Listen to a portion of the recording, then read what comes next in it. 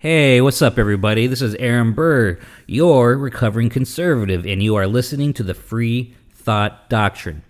Just wanted to give you guys a little update before we start this new episode. From this point on, this podcast is now officially a Libertarian Anarcho-Capitalist ANCAP podcast, as I have fully converted over in the last few months into a full-blown ANCAP. This show will now revolve around political, economic, and cultural issues as seen through the perspective of libertarian, Rothbardian, anarcho-capitalism. We will continue to promote liberty, peace, and consent. We are anti-war and anti-Fed. And also, from this point on, we will restart the numbering of the episodes, reverting back to episode 1. The older episodes will be kept online, as you'll see the word archive in the title, and I encourage you to go back and check them out if you want to see what was pretty much a real-time journey of myself as I slowly, then rapidly converted over and saw the light. It is now recorded history for the world to see. And remember, some of my views have changed, some rather drastically, since I evolved in my libertarianism since I began this podcast. Anyways, episode 1 starts now. Enjoy. Welcome, everybody, to a brand new episode of the Free Thought Doctrine. I'm your host, Aaron Burr. And today I'm bringing on my friend Manny, a good friend of mine. He's a libertarian, and I wanted to bring him on today and talk about some libertarian things. So, Manny, go ahead and introduce yourself and give us a brief history of your political evolution and what you identify politically today. Hey, how's it going, Aaron? I'm like, so I didn't start as a libertarian. I wasn't really politically affiliated also, but I was I really didn't follow it. Like if you asked me like 10 years ago and also, I really wasn't following until like maybe like the last few years of Obama and all stuff, and like that's when I kind of started getting into more issue, more of the international issues and all stuff. Okay, all right. But I wasn't. At first, I was like skeptical of everybody, like especially when like after Obama, then Trump came along and all stuff. That kind of got me skeptical. But then right before, like a few years before Trump, that's when like I was like, yeah, I'm probably libertarian, but I'm not like crazy skeptic libertarian, but like I'm like okay. So question: when you say a few years before Trump, was Trump on the scene yet? Was Trump on the scene yet? No, okay. He wasn't really on the scene yet. It was like I would say the last few years when when they started the primaries on both sides and all. Okay, all right. So probably like early 2015. Yeah. Okay. Was there anything about the Obama presidency or even the Bush presidency that kind of maybe started to push you towards the libertarian realm? I think it was more of the, those problems with the budget, with the not the federal spending, the budget and all stuff, how they handle like the military and all stuff, like their own federal employees, like they did the sequestration and like how they ultimately like the whole Coast Guard thing happened when they cut off that was like during Trump presidency, I think. Which one? The Coast Guard. When they would stop paying them for like 2 or 3 months. That might have been during the Trump period. but things like that, like the whole them threatening their federal employees that they're like, hey, they haven't come up with a budget plan and all that. Okay. That was across like I'll say 3 presidencies. Yeah, for sure. So I guess what about that though? Was it them not getting paid? Was it because the budget was so high that we couldn't come to a deal and they couldn't get paid? What about that started steering you towards libertarianism?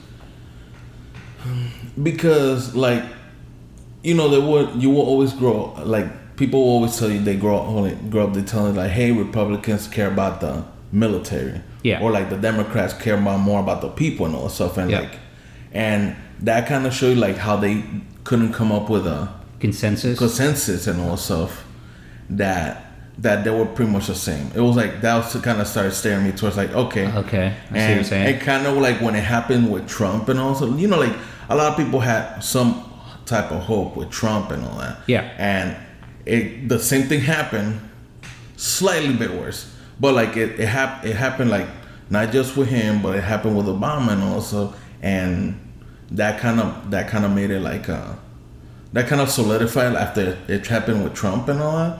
That was like okay, like then nobody gives a fuck about the federal employees or like because like the military's only like maybe like a million people, a little less than a million. It's like 1.5 million, I think. Yeah, and they can't even come up with a budget like because that's what their pay is involved in. Also like Coast Guard was like they last like 2 months without getting paid. You know what? Let me look it up because I'm wondering. It's either 1.5 million or 3 million. Yeah. All right, but while I look it up, so continue on your journey. So the last few years, Obama started steering towards libertarianism, and yeah, where to go from there? Kind of like so I was like because I really don't vote like that, So right, so I was kind of like let's see where it kind of goes from here because like people like voting political shit is popularized more by the president or the Congress and also right. Yeah, I care more about local stuff like local. Yeah. Okay, and by the way, about a 1.5 million active duty with about 900,000 reserve in guard. Yeah. So I see what you're saying. Yeah. Mm-hmm. So if you like, they couldn't come up they couldn't come up with they eventually did after like threatened that nobody was gonna get paid. Yeah, but it's like this. It's like the stopgap type stuff, right? It's like not a full-on budget. It's just up to the next fiscal point. Yeah, like they just kick the can down the road. Yeah, or something, exactly. So it's so things like that got me a little skeptical. It's like okay, so they don't even care about their own employees and all this. So like, I would say like, you always think like politicians care about themselves and all that, and that's a given that their corruption and all that stuff. But like, but now it's like you're already playing with the livelihoods of other people. Yeah, and that kind of got me a little sketched out about it, and then it kept happening like not just the last few years, but into the presidency of Trump and all that. It's like nobody can come up with a budget, and they just kept kicking the can down the road. Okay. And it's like that's to me that's a little weird because like. Okay, so I'm just trying to dissect a little bit. So they're kicking the can down the road. It's showing you that they don't care about their own people in the government, right? Like the federal employees and all that. And I guess what I'm trying to get at is where did the libertarianism come in the sense that you were like I guess when it came to issues of liberty, I guess how to affect that, I guess. Well, because like I think it was more. So I seen how Trump presidency came about and also like Trump presidency is really the result of like people didn't want Obama and also they were tired and on all that, so all the little hush hush shit that he did and all stuff here and there, and some people wanted something different, somebody other than a politician, a regular career politician, pretty much, right? Mm-hmm. So I was like, you know what? Let's give this guy a chance, and also like he may be saying some outlandish shit, but like let's like he's trying to like was it like deport every illegal immigrant? So I'm like, okay, that's far out. That's a little. I'm like. You're not gonna grab 10 million people and be like, yeah, get the fuck out. You know what I mean? Especially when like the citizenship like process, like because I got my mom is a resident alien, right? So every time she has to renew it, she still has to wait from 6 months to a year to get a new card. Mm-hmm. And that's her doing that shit on time, going to the immigration center down the nearest city, and also which is for us is in Philadelphia. Every now and then go drive down to like Philadelphia, and be there for like a whole day pretty much and do this stuff, and it still lasts so long. Yeah, so like the implausibility of what he was trying to say. Yeah, like while it might have like created this huge following and fervor for him, it wasn't necessarily realistic. But you could tell like he was trying to cater to the people who didn't know, like the ignorant people, like for sure. That the shit, like unless you're in the process of that, and also like you know that doesn't make any fucking sense, and also the whole build a wall and also I'm like, well, let's see, like like he's different. I was like, it's not like.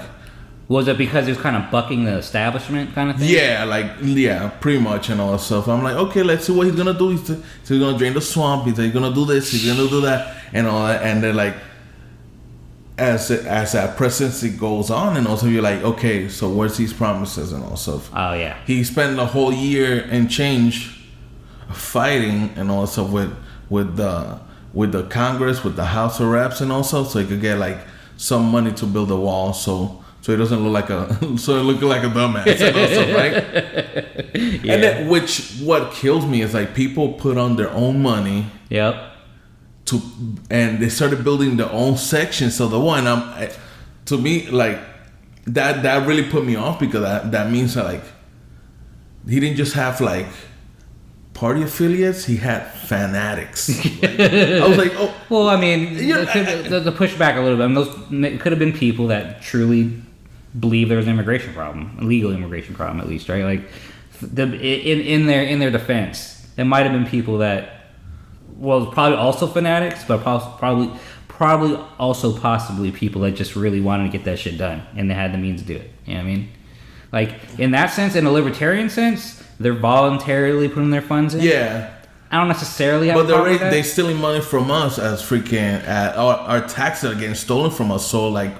So, why don't they use that fucking money to build that shit? I'm there with you. All right, so let's move on. So the Trump presidency comes. It continues. There's a little bit of interest or hope there, right? At least in the system itself.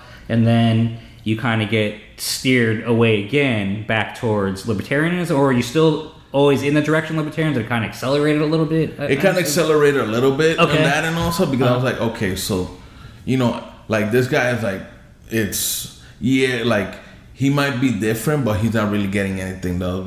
But I believe that like after Trump, we don't need a career politician up there and all stuff. For sure, yeah, I got you there. Yeah. But the thing was like, when you like all the primaries for the Democrats and all that stuff, I started seeing like, okay, there's like there's some people that are not really career like Andrew Yang and all that stuff, and I was like, okay, like he's bringing something different, even though he was like he wanted to do that UBI and also like with the universal basic whatever income, like stipend, whatever, like the $1,000. Yeah, it's, to me it was a good idea, and I'm like, okay, but all right, we'll debate that later. Yeah, let's go on okay.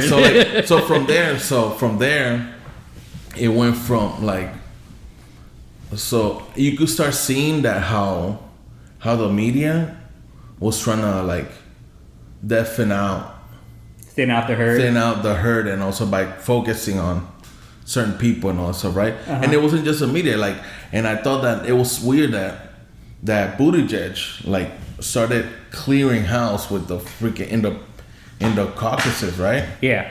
And then all of a sudden, once it hits the Northeast, Biden. I'm like, this dude didn't say three fucking words any fucking debate and all that stuff. Yeah. And all of a sudden, like, it's a favorite. Everybody wants to see him. I'm like, okay, you see like how sketchy that shit just sounds from every fucking direction. Like, okay, like it was Buttigieg and Sanders. Yeah. Right? And maybe I think Warren was up there. Liz Warren for a little bit. Right? Warren was kind of and all stuff. I know there was a lawsuit with was it Tulsi? Yeah. Tulsi and also they screwed over Tulsi. Yeah, because like they kind of like pretty much snuffed her out of the whole thing, right? They did, absolutely, yeah. And I was seeing like what was happening with Joe Jurgensen. Yeah.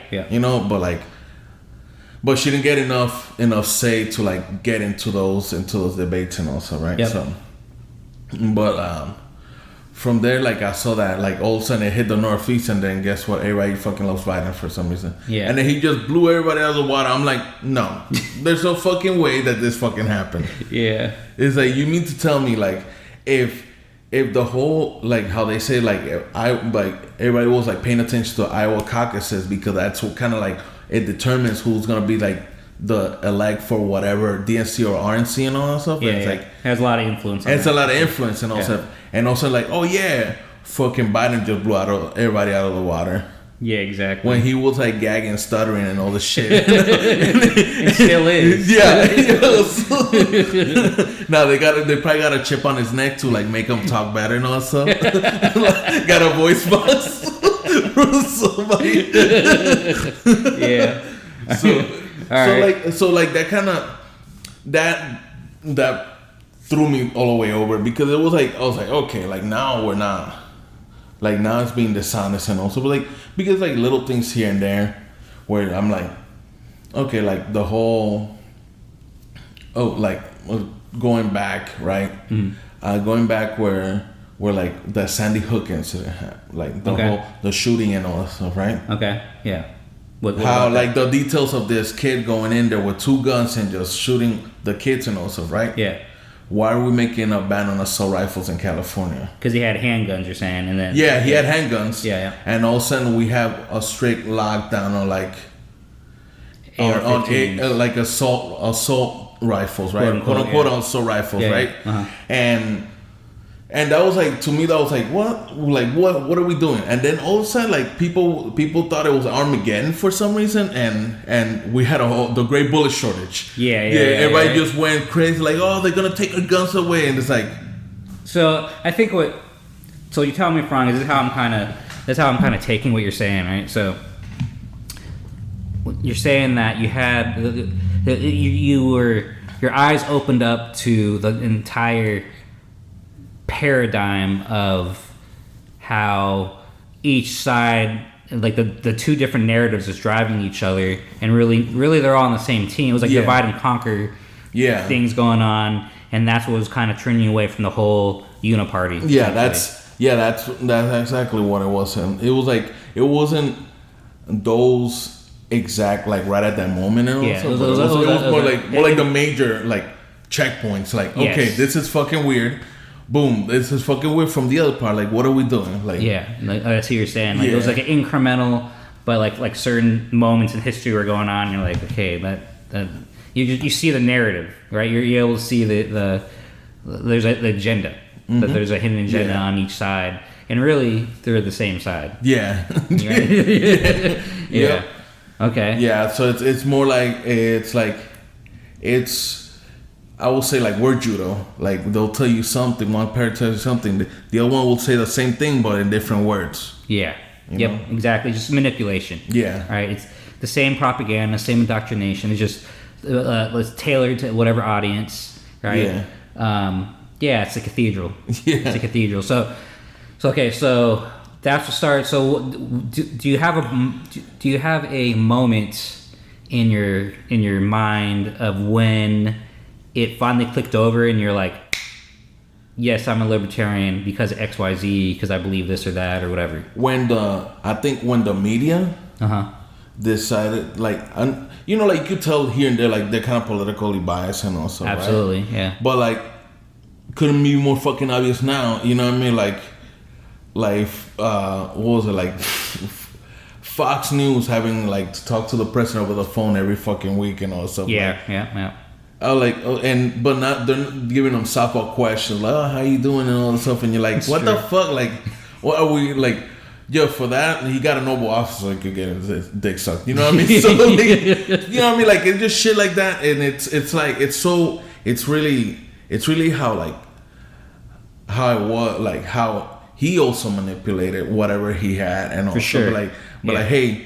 This and all of a sudden people are like, oh my god, and he was a troll. He was a troll. Yeah, but like that troll, but it was like he kind of knew what he was doing, but sometimes like some things like backfired on him. Oh yeah, he was a troll, and sometimes he'd swing and a miss, and sometimes you know what I mean. Yeah, sure. But it was like okay, so like why? Like it's so many things and all, because it's like him being such a media presence, kind of like just divided everybody, so like him and his outlandish like claims that he wanted to do and also like gave rise to a lot of people who shouldn't be there. You know what I mean? Like like freedom of speech and also, but like when you're those like crazy groups and all that stuff, I'm not talking about like the Boogaloo Boys or like freaking or what the media deems like the. So you're not talking about what the media deems as crazy. No. I'm talking about like crazy. I'm talking about like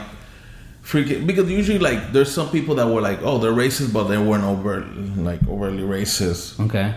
Like, you know what I mean? Like, so it gave a new thing to those groups and all. Like so those groups came out. So like the alt-right. Is that what you're talking about? Yeah, but not necessarily what the media says though, right? Yeah. Okay. No, not the media. Not the media saying all right. It's more like those white nationalists that think that white is superior and all stuff. You know what I mean? Like what? And they trying to like get that in there and also. Okay. So what you're saying is when Trump was out there trolling, and the reaction from certain elements. I think his campaign made that a lot more prominent and all stuff. Okay. You know. Okay. All right. But that also gave rise to the other racists on the other side and all stuff. That's exactly what I was gonna say. So that like they're like, oh, so there's some like there wasn't just racists on like, we already had those fucking white racist people and all stuff, right? Yeah. Now we have also the other races, because like racism is the same rhetoric no matter where you no matter what color you put it and all stuff. 100% agree with you. I'm a dark Hispanic man and all stuff like I've gotten the shit from like everywhere and all stuff, right? Yeah. Because like I do look African American and also I'm Afro Latino and also so like so it's I'm always getting like I see somebody walking across the street because they think I'm gonna fucking rob them or something. Yeah, and just like weird, like but it made everything worse on each side. Yes, I totally agree with you there. And now not just this, like the white races are getting like silenced out and also, which is good. Mm-hmm. But now it's giving like permission for these other races on the other side to come out and also. Absolutely. And it's like, no, racism is a fucking thing, because like people trying to change the definition of racism because like you have that power, but it's like, yeah, you got the apartheid, which the apartheid in fucking South Africa was by the minority. Yeah. By the minority of white people and also. Oh yeah, you're right. You know what I mean? Like, yeah, for sure. The apartheid and whatever, Mm-hmm. So it doesn't make sense. We're the minority over here and all, but like it doesn't help that people trying to by erasing it with a pencil. You know what I mean? They can't be erasing this shit with a pencil and all. So you have to get rid of it from both sides and all. Totally agree. All right, so Trump comes out. He brings out racists and extremists from both sides. This turns you away even more to the point where you're like, I'm done with this whole paradigm. Yeah. Right. So you're against the uniparty, right? Yeah. But what now? Because I guess what I'm saying is someone can be turned away from the uniparty, right, and be turned away from the left and the right, be turned away from Republican, Democrat. But what made you turn to libertarian in particular? You know what I mean? What made you turn away from that and towards? Because you could have just been completely. You could have been done and not like, okay, I don't care about anything political at all, blah blah blah. But you still chose a specific route. So what led you down the specific route to like you turn away from that? You turn away from the uniparty. What made you turn toward libertarianism? Well, for that it was more like because I was following Jo Jorgensen and also say like what she like, because like you do your research. I did my research for like the Libertarian Party and all, and see how kind of like it was so factionized, like where like it was more like, hey this, hey that, and so I'm like, okay, that kind of sounds like a regular person with the fucking, it's just like a regular person party. It's like, oh, I want this and I want this, you know what I mean? Like, and it's just gotcha. It's just like not like a solid. I mean, they like to use the term with Trump and all those people like populism, right? But in a way, to me, like the LP was more populism because it's like whatever. Like it didn't matter if that's a populist thing of the right or that's a populist thing of the left. It was just this is just a popular thing. Yeah. Right. Yeah. So like so like let's say like I believe in certain abortion rights and all stuff, right? Or like the right pro-choice and pro-life. I'm like pro-choice for a certain thing and pro-life the thing. Not like solid like I'm pro this or pro that because like. It's like those fucking people who like are pro-life until their daughter gets fucking pregnant. Their teenage daughter gets pregnant. They're pro-choice now. They're you know what I mean? Like I'm sure that exists. Yeah, I'm sure that exists. Yeah, sure, yeah. Okay, all right. So it was because it's starting to appeal to me more because they were like, okay, like they kind of like, well, we'll welcome you and all this stuff, and then like. You know, when I started talking to you more about it and all that stuff, it's like, hey, there's like certain things and all that stuff. And then you kind of put me onto the Mises caucus, which I'm like, okay, this sounds like more of a solid thing. And all that shit, right? Yeah, for sure. Yeah. So where do you identify yourself now in the whole the spectrum of libertarianism? Where would you plant yourself? As in the Mises and also like I'll say more of an anarcho-capitalist. Like I'm more of an ANCAP. And there's some things that I'm minarchist and also, but like if we do like if we're more ANCAP and also like everything is achievable, and also like especially now when like people think technologies, innovations that we have now, like so many different routes we could take. Like so the door's wide open. Because like every time we talk to somebody about like in the last year, like there's so many words like you would think of and also like that being libertarian is like, okay, there's a whole nother like that's not the meaning that you always thought it was. Like for sure, yeah. Like an anarchist, like I used to always confuse it with being chaotic and all so, which is not the same thing, and it's not really the same. Well, that's what I mean. That's what the statists want you to believe, that anarchy is chaos, and there are elements of anarchy that could be chaos. But when we say anarchy, we're talking about ANCAP. We're talking about a civil society, right, where there's still a rule of law, right? It's just you got polycentric law. There's accountability for every monetary unit spent. Like I won't even say dollar, right? Whatever monetary unit spent, there's accountability for that. Yeah. Right. Like there's accountability to whoever you're getting paid. They're expected to do a job, and there's expectations and there's standards and there's accountability that if that person or entity or business or group does not uphold their part of that contract, this will be all contractual, then hey, guess what? You're fucking fired, and then you go hire someone else. It's you have the freedom to do such things. Well, and that's the key word right there, freedom, right? Freedom, because in these situations, in what we see would be a more optimal society, right? Would be to have a consumer-driven market. Yeah. Right? Consumer-driven market, rather than now where it's more, power-based. It's more. Who's more cozy up with the government? Yeah. Right. Who's more connected and who has more influence over the state?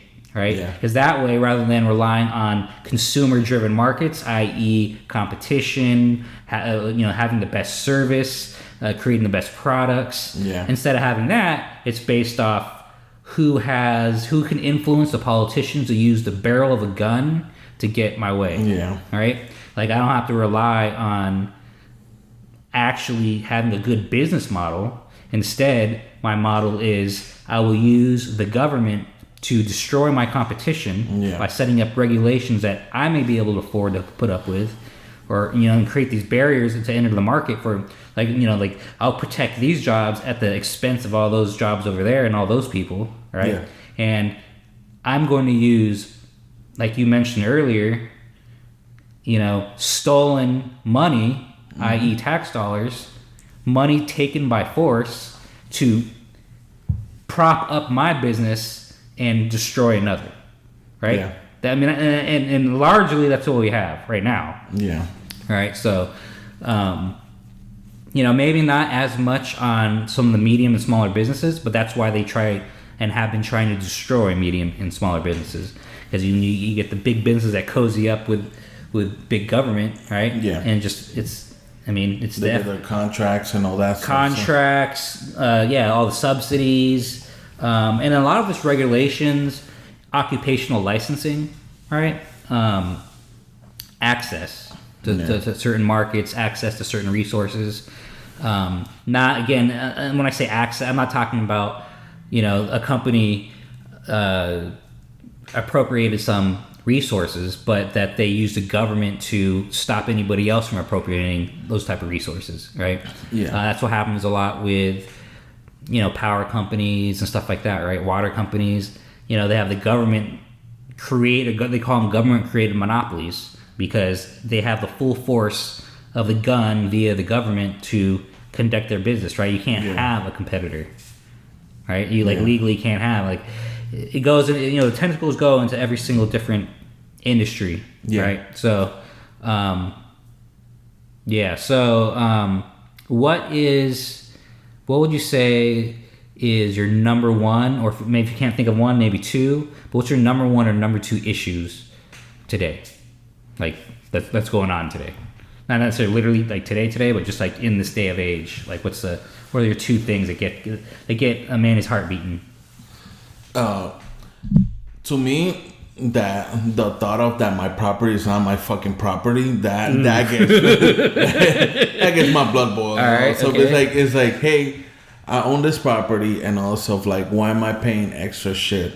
Why is there municipality tax? Why is there all this and all this stuff? Why are there so many little fucking things that I have to pay just to have this and all that? You know what I mean? Exactly. No, I totally understand. Okay, that's your big one? That's one of my big ones. Okay. And the other one is also, it's kind of falls within the same thing. It's kind of like, I want the freedom to be left the fuck alone. Hey, that is libertarianism in a nutshell. Just leave me alone. You know what I mean? Let me be. Right? Yeah. Okay, so property, leave me alone, freedom. Is there any overall issue you see or policy that you feel that let's see, I don't want to ask the same question, but more of, is there any overall policy or just thing going on in society that let's put it this way: if there's one thing that if you could snap your fingers today and change one thing in terms of the political society and all this stuff, what would it be? I mean, would it relate to what would it be? Anything specific you could think of that you'd be like, yeah, let's change this right now? Income tax.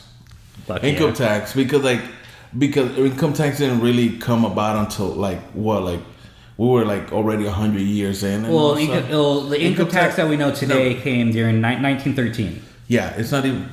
It's barely 100 years old. You know what I mean? That's one of my questions. How the fuck did we survive till then and all stuff, right? Yeah. Because people can't see themselves without doing this and all stuff, right? Yep.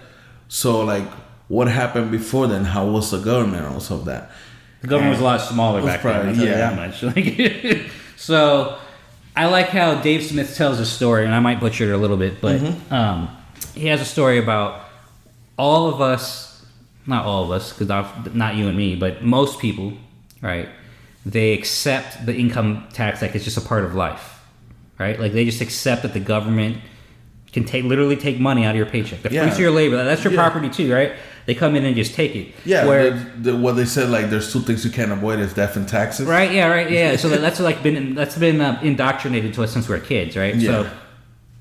So, but think about, especially as you have this progressive tax rate that goes higher and higher up to a certain extent, and then you can cheat, right? But for some people I've known personally, they're upwards when all their combined income taxes, they're looking at 30 to 40%. So you're telling me, their income. So you're telling me that 30 to 40% of the time that you're at work, you're working for the government, right? That's 3 to 4 months out of the year, you're literally working for the government, combined federal, state, and local, right? Yeah. Literally, you're literally it's a form of slavery in a way, right? Because did you give consent for that? Did I give consent? None of us agreed. It's just a given, right? So that's why I like the story that Dave Smith talks about where he says, say there was no income tax, right? And, say it was before 1913, and you had a foreign power invade, like say it was China or something, and they invade and they take over the government, and they go, hey, from now on, 30% of your income, we're going to take from you. And how everybody will be in an uproar about how dare these people, right? They took over, and now they're trying to steal our money too. But the reality is our own government does it, and no one says a damn thing, except for people like us. But just in general, people just accept it for what it is. But if that was a foreign entity. Listen, China doesn't even charge taxes to people until they make more money. Exactly. But it doesn't have to be China. My point is, it could be XYZ. Yeah. It's just the fact that we accept that this has to be this way, right? Mm-hmm. When if this was anybody else, we would be in an uproar, right? If it was anybody else, this would be tyranny, right? But because it's our own government, we just, that's fine. No problem. Or they'll fight and argue over rates. Instead of 32.5%, it needs to be 32.3%. I think that's such a bullshit thing. It's like, to me, when it comes to, they're saying, okay, so like tax should be done and over with and all stuff, right? Because I think government should be small and all stuff. If it needs it, if we're gonna have it, you know what I mean? That's what I'm like, I can deal with some minarchist freaking guidelines and all stuff, right? Where like if we need a small government to where like we don't want anything along our borders or anything like that, and also that we can manage with that. Mm-hmm.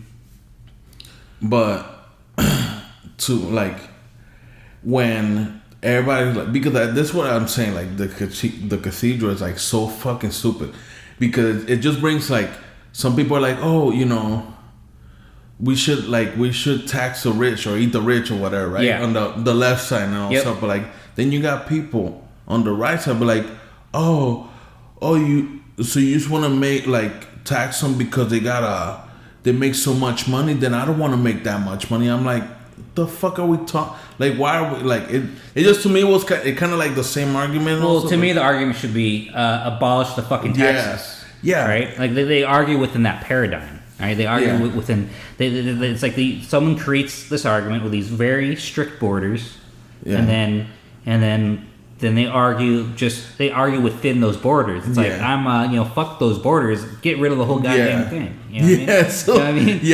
Because here's the thing. It comes down to morality, right? For me personally, there's morality.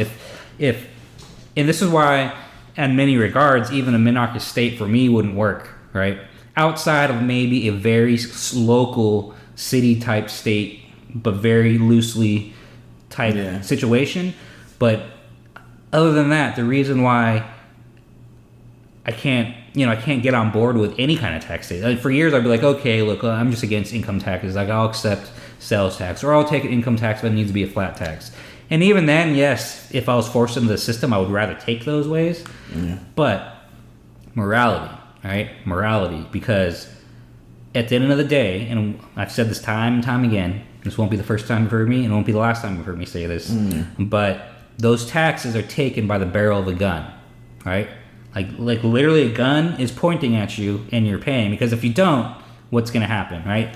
At the bare minimum, they're going to ruin your fucking life, right? Yeah, they're going to ruin kick your door down. Yeah, and at the extreme, you're going to get someone's going to kick down. Men with guns will kick down your door and forcibly put you behind, into a cage, right? That's the extreme, but it's it could be a reality for someone, right?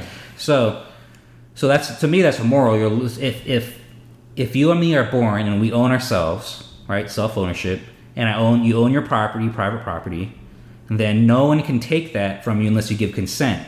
And if they do take that from you, that means they are violating the non-aggression principle. They are aggressing on you to take what is yours, right? To take what is rightfully yours.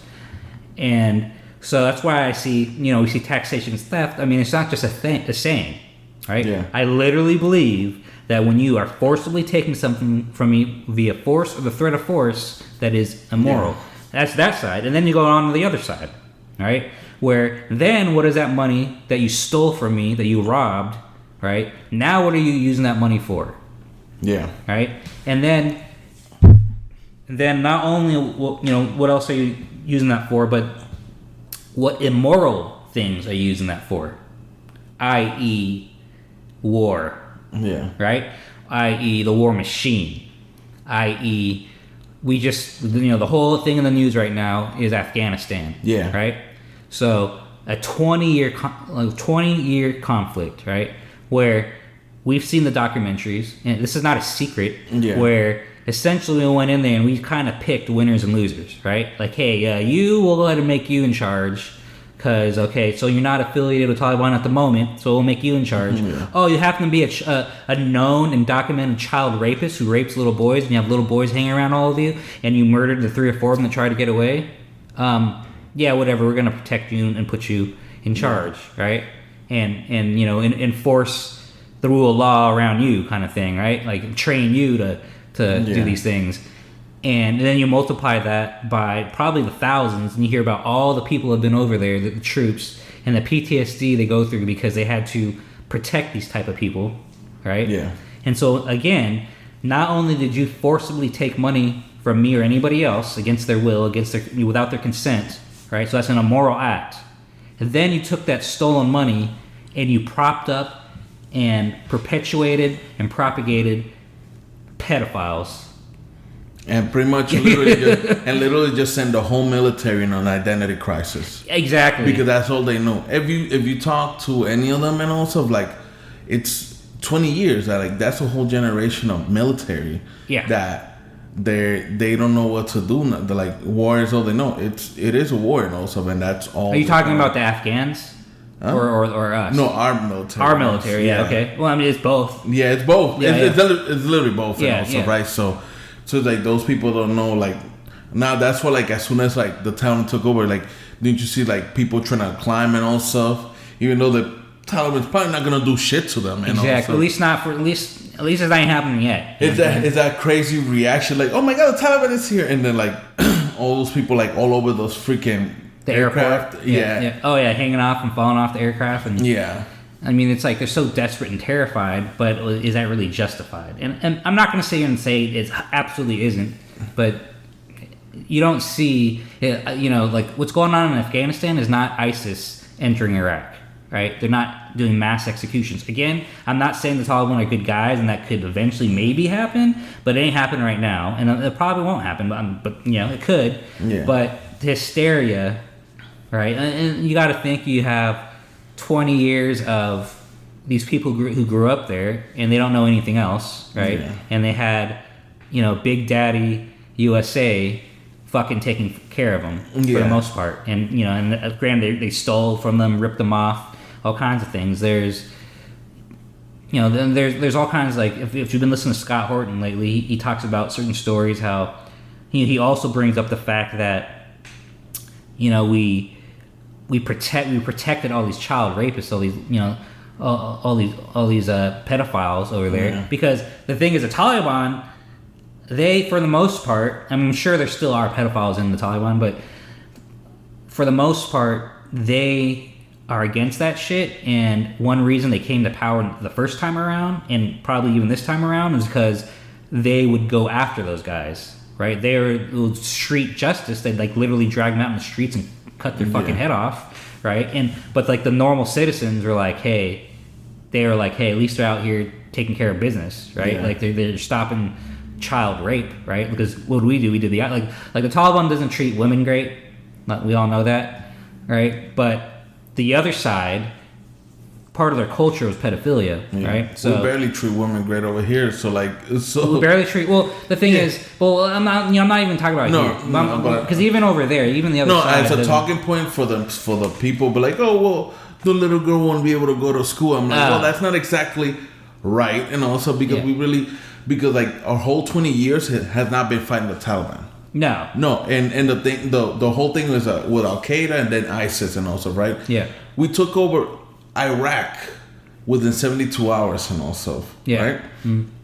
And then we found Saddam within the year. Yeah. And got executed by the end of the year and also. But we still were over there in Afghanistan, because Afghanistan was I guess it was a point, like a strategic point. If you look at the map, Iraq on one side, Afghanistan on the other, and who's in between them? Iran. Yeah, it was all about power and control. Yeah, right. And then they finally found what's it?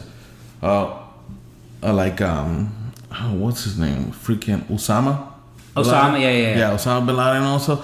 Like, they finally found him and all stuff after, him playing hide and seek for 10 years and all that. So like, when, like, if any other time to pull out, because like they were looking for him, that would have been the time to, like, okay, we out of here and also. But like, now they're saying they went there to do nation building, when that was never part of the thing. That was always a thing, because guess what? That's what they were training the police over there. It was never a thing that the people agreed on, but it was something that the government agreed on, right? Behind our backs, right? So, because here's the thing is, the AUMF, Authorization for Military Force, that was the first time it was voted on after 9/11, that piece of legislation never uses or never targeted. Well, let me take a step further. Let me take a step back. Okay. There has never the Congress has not had a declaration of war in any of these wars, right? There's been no declaration of war. What they did was the AUMF, Authorization for Military Force, basically side skirting a constitutional requirement, right? Okay. But they just had an AUMF, which basically gave a blanket platform, or a blank check. A blank check. There you go. A blank check to the executive, right? So in that AUMF, they don't even say or mention anything about going to war with Al Qaeda. They don't mention going to war with the Taliban, right? It was the only thing they mentioned is a war on terror, which, I mean, that's an open fucking door to whatever the fuck you want it to be, right? Yeah. So if they really want, if they really were like, hey, we're going after Al Qaeda, like you said, if when they got Bin Laden in 2011, then, I mean, I guess you could make arguments. Well, there's still other blah blah blah or whatever. But here's the bigger thing, though. Here's the bigger thing is, and if you listen to Scott Horton and Dave Smith, they talk about this all the time, that in December of 2001, this whole thing could have been over with, right? Yeah. And the proof is, look at all the books, which I can't think of any titles right now, but there's plenty of books written by military commanders that were involved in the whole Tora Bora thing. Remember, that was the thing. They had basically chased 200 to 300 Al-Qaeda members in Afghanistan to this mountain region called the Tora Bora, which was in Afghanistan on the border with Pakistan. Yeah. Right? It was like Delta Force, right? And like all these like really high-end Black Ops type units like going after them. And so a lot of those guys wrote books saying, hey, we had the opportunity to seal off the border and bring in reinforcements and kill or capture all these guys, including Bin Laden. We had it. We knew we could do it. We just needed more manpower, basically. And they had it. Mattis was in Kandahar with like 4,000 Marines. There was Rangers. There was all these other available units. And all these commanders were calling on these reinforcements, but the chain of command ignored them and did not answer their calls. And this is what gave them a long enough window for them to escape into Pakistan. Right? So a lot of people say, is it a conspiracy? Is it not? It is, it isn't. But the fact of the matter is, let's just think about it for a second. All right? If they had captured and or killed the rest of Al-Qaeda at the time and Bin Laden himself in December of 2001, they would have lost the fervor and momentum to go into these wars. They had not gotten to Kabul yet. They had not been to Kabul yet. So they would have had lost any kind of reasoning, at least from the public, to go into Kabul and take over all of Afghanistan. They would have definitely not had the support to go into Iraq, because they used the fear, right? And the propaganda about, Bin Laden and Al-Qaeda, they could get with Saddam, they could collaborate, and, the Al-Qaeda could give Saddam or Iraq a bomb or whatever, a weapon of mass destruction, or they have, or they will, or whatever, and they would lose all that if they ended the war in December 2001 and caught all 200 to 300 or killed them and had their bodies. Here's Bin Laden's body. They would have lost all their reasoning, right? So it would make a lot of sense that they would allow them to escape. And then you combine it with the fact that they have these entire books. I can't think of the titles now, but there's multiple books written by military commanders saying, hey, I was calling in for reinforcements and it never came. Right? So, that's just my point in the, once again, just to war on terror. The war on terror, but to return all the way back to what we started this conversation on, which was taxes. And taxation is theft. And not only is that immoral at the point of the money being taken from you, but what it funds. And it funded that conflict, right? It funded the Patriot Act. The Patriot Act, exactly. The biggest violation of fucking rights that ever happened. And because people were scared, but people were clapping about it. And also, people gladly. Until FBI show up to the door, like, hey, we hear you have some things over here. And all well, here's the thing: is this is what again Dave Smith talked a lot about, how at the time it was largely the right wing conservatives cheering on things like the Patriot Act and these things to go after the terrorists, right? And they were like, they were 100% in support of that, right?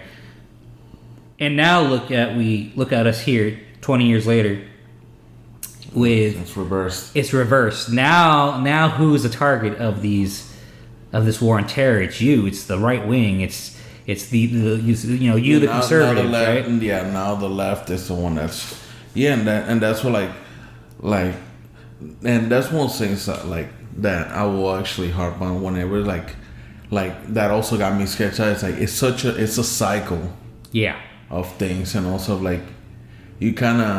you saw that, you could see that throughout the ages and also, right? Like how it happens and all that stuff. So how it shifts from either side of the cathedral and all that stuff. And it's like how it was like a bunch of conservative people and like a bunch of veterans and all that stuff. Like, hey, everybody's like for the military people, for like people going in and all this shit. And then like now it's like, now it's different. Now it's like, oh, you gotta put a mask on, you fucking grandma killer. It's just shit like that, and and now it's more left dominated and all stuff, right? Yeah, for sure. And to touch back on the whole, when you're talking about shifting back and forth, right? So to go back on this Afghanistan situation, right? So you have Trump negotiated the pullout or withdrawal, and so there's so many directions to go here, but so Trump's like, all right, hey, we'll have him out by, it was May 1st of 2021, and this is in 2018, right? So he makes this deal like, hey, ceasefire. So I want to say that at some point there was 15,000 troops. Now keep in mind when Obama had a surge, that was 100,000 troops. But at this point, it drew down and also. So it drew down. There's like 15,000 troops. Trump makes this deal, has a ceasefire. And starts drawing down all the way to 2,500 is what we had in there until like a week ago, right? So Biden comes into office, and for obvious reasons, he doesn't want to be like, he wants the symbolism of that he did it. He did it on Trump's thing, right? So that's why he was like, well, let me change it to a symbolic date like September 11th. We'll bump to September 11th. And so what happens, so obviously they do this pullout, and you see all these ugly images on TV, right? It doesn't look pretty. It's not what people are saying. It's not like, oh, we just talked about this. It's not some mass killing.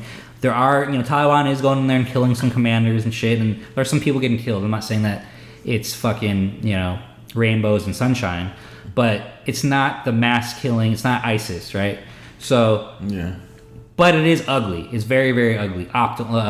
Visually, optics are ugly, right? The optics, right? And because of that, you have the right and these conservatives bashing the shit out of Biden, and even some leftists too. But like bashing the shit out of him, saying he failed, he's incompetent, blah blah blah, all the shit. When the negotiated pullout was from the previous president, he just extended it to September 11 and all stuff. And by the looks of it, it looks more like we were already done with that. Like the military was already done with that and all. So like, because like at any coordinated effort, they're not gonna wait till, if they want to pull up by September 11, doesn't mean like we're gonna wait till September 10th to fucking exactly to fly off and all that stuff, right? Look, in Trump's small defense, if Biden pulled them out May 1st, all it would have been was there would have been like a 2-month gap from what we saw happen last weekend,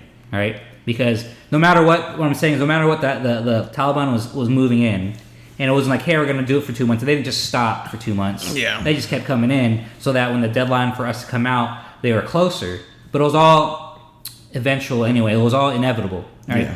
But I guess what my point is that everybody bashes Biden on the right, which two things come into play. The first one's kind of a side tangent, but I just want to throw it in there first, and that's the same people that are bashing the fuck out of Biden for this are the same people that were for it weren't.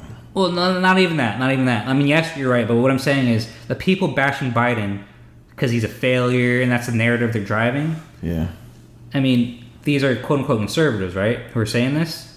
So, okay, he sucks at his job. Let's get rid of him and let's put in Kamala in. I mean, just because these are the same people that would hate Kamala. You see what I'm saying? Yeah. So what they're arguing for is literally to put Kamala in power. Because that's the reality. And if not Kamala, then who? Nancy Pelosi? Like, you see what I'm saying? Like, they're not... Yeah. It's only first stage thinking. That book I gave you from Thomas Sowell, what was the title of it? Something Economics, I forget, right? But in that book, he talks about first stage thinking. These policies and these things that people want, they don't go beyond the first stage, right? They scream about the first stage without thinking about the second, third, fourth, and fifth stages, right? It's like the rule of unintended consequences. Well, this is what I'm talking about. So these people are first stage people who are sitting there bashing Biden. Like, what do you want? You want Kamala or you want Nancy to be in charge? Yeah, that would piss them off even more. Would it not be even worse? In this sense. So that's A. But B is, so we have this. So there's 2,500 troops, right? And we see the ugliness going on, and there's still 10,000, maybe 10, 20,000, I forget, like a shitload of people, Americans, let alone the Afghans that we hooked up over there, right? Who are trying to get out. And to protect those people, they're sending in more troops, up to 6,000 troops, right? Exactly. That's just dumb. That's just dumb because I get it, but if you think about it, right? So it's like you gave it's a weird analogy, right? So like you gave your landlord, hey, I'm gonna be living by September 11th, and August 16, your landlord just comes and chills at the kitchen and sleeps there waiting for you to fucking leave and all that stuff, right? That's kind of like the analogy, but like it's still their land. Like we came in there, we busted in there 20 years ago and all that stuff, right? Yeah. Like we think we should empathize with the whole like, hey, like they're leaving all these people behind and also, but like look at the house they barged into, and then they try to tell them what to do and all. So it's like yeah, you like you own this house and somebody comes in and smacks you up, shakes your wife, fucking chokes your kid out and all stuff. Yep. And then you punch them back and they clutch their pearls. So like, how dare you hit me back? I'm trying to help you. And all stuff. Exactly. And it's those two things. Like it was like, when were we like oh, it's a failure, it's a success, and whatever, blah blah blah. We're done. We're fucking done with this. And also like, here's what I'm getting at, because, and I'll shoot to C. So I was about to explain B, but C is, look, because you're saying we're done. I agree. And you know what Biden did? At least at the moment, he ended the war. He said we're done, right? So I have to give him at least that much credit. Trump didn't do it. No. Right? Obama didn't do it, right? So I have to give him credit for that. But the second point I was trying to make was that he's sending those troops back in there, like 6,000 troops. And the narrative is what? The narrative is so the narrative from, I'm not even going to say the left, but the neocons. Yeah. The narrative from the neocons, right? Which is a lot of people in the Democratic Party right now. But the neocons and people of that ilk, they blame Trump for removing 15,000, drawing down 2,500. Oh, had we not drawn it down to 2,500 and we got everybody out, this would not be happening, right?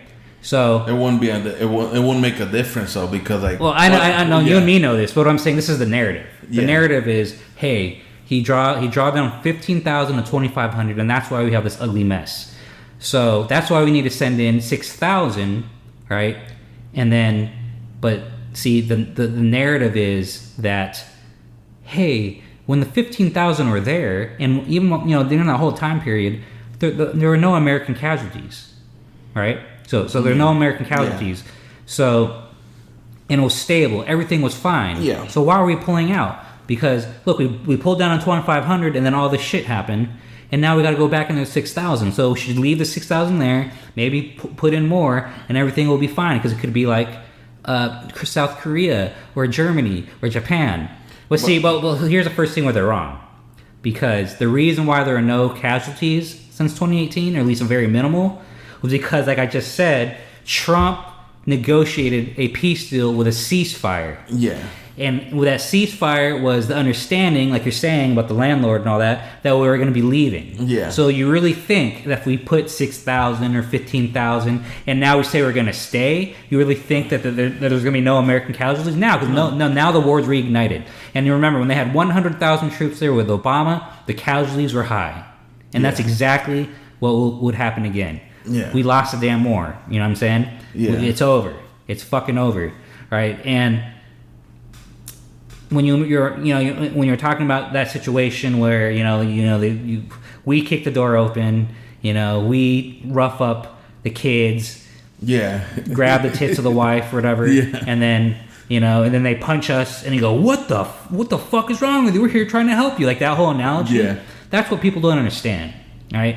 Because, and this was on, I don't like to steal people's ideas, so this was another thing I heard on Timcast or something like during the week. One of his guests said, imagine if it was America, just for the sake of this argument, and that Canada came in, right, and that we all hated Canada, and they kind of took over our government. Say they knocked out the old government, came in, established a new government with their own puppets, and the whole time we're like, man, fuck these Canadians, right? Yeah. And then the Canadians set up police forces with Americans, right? Police forces and military forces, and they set up those forces with Americans that are doing those things and being trained by the Canadians on how to do it, right? And using Canadian weapons, wearing Canadian style uniforms, and all these kind of things. And then say that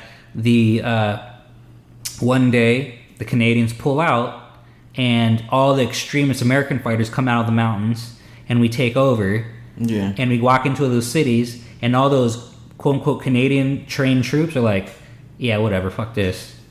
You know what I'm saying? Like, we're not gonna fucking continue on what the Canadians wanted. We're just gonna whatever. All right, we'll do what you guys want. And the reason I say that, because that's basically what happened, right? Where the Taliban walked into bases, was like, hey, look, just give up your guns and go home, right? They would kill the commander, right? Yeah. But that's kind of like a thing, because like if you're talking about like, it's like a new two companies merge, right? Yeah. When they merge, like a big company takes a small company. Yeah. They get rid of the top leadership, because there's because that's still a lot of the old instilled in them, and also they're trying to run it as because but it's even beyond that, because you could say that one reason why that they folded so easily is because they lost the American air support, right? Like a lot of their strategy was based on having American air support, and now they didn't have it because they were leaving, right? So they lost that, and now they have to fight them without the air support, and it's just they weren't willing to die for it. I mean, I can't really blame them. right? People are like, oh, they should, and I guess that's because what I was just saying was along the reasoning of what people try to say, like, oh,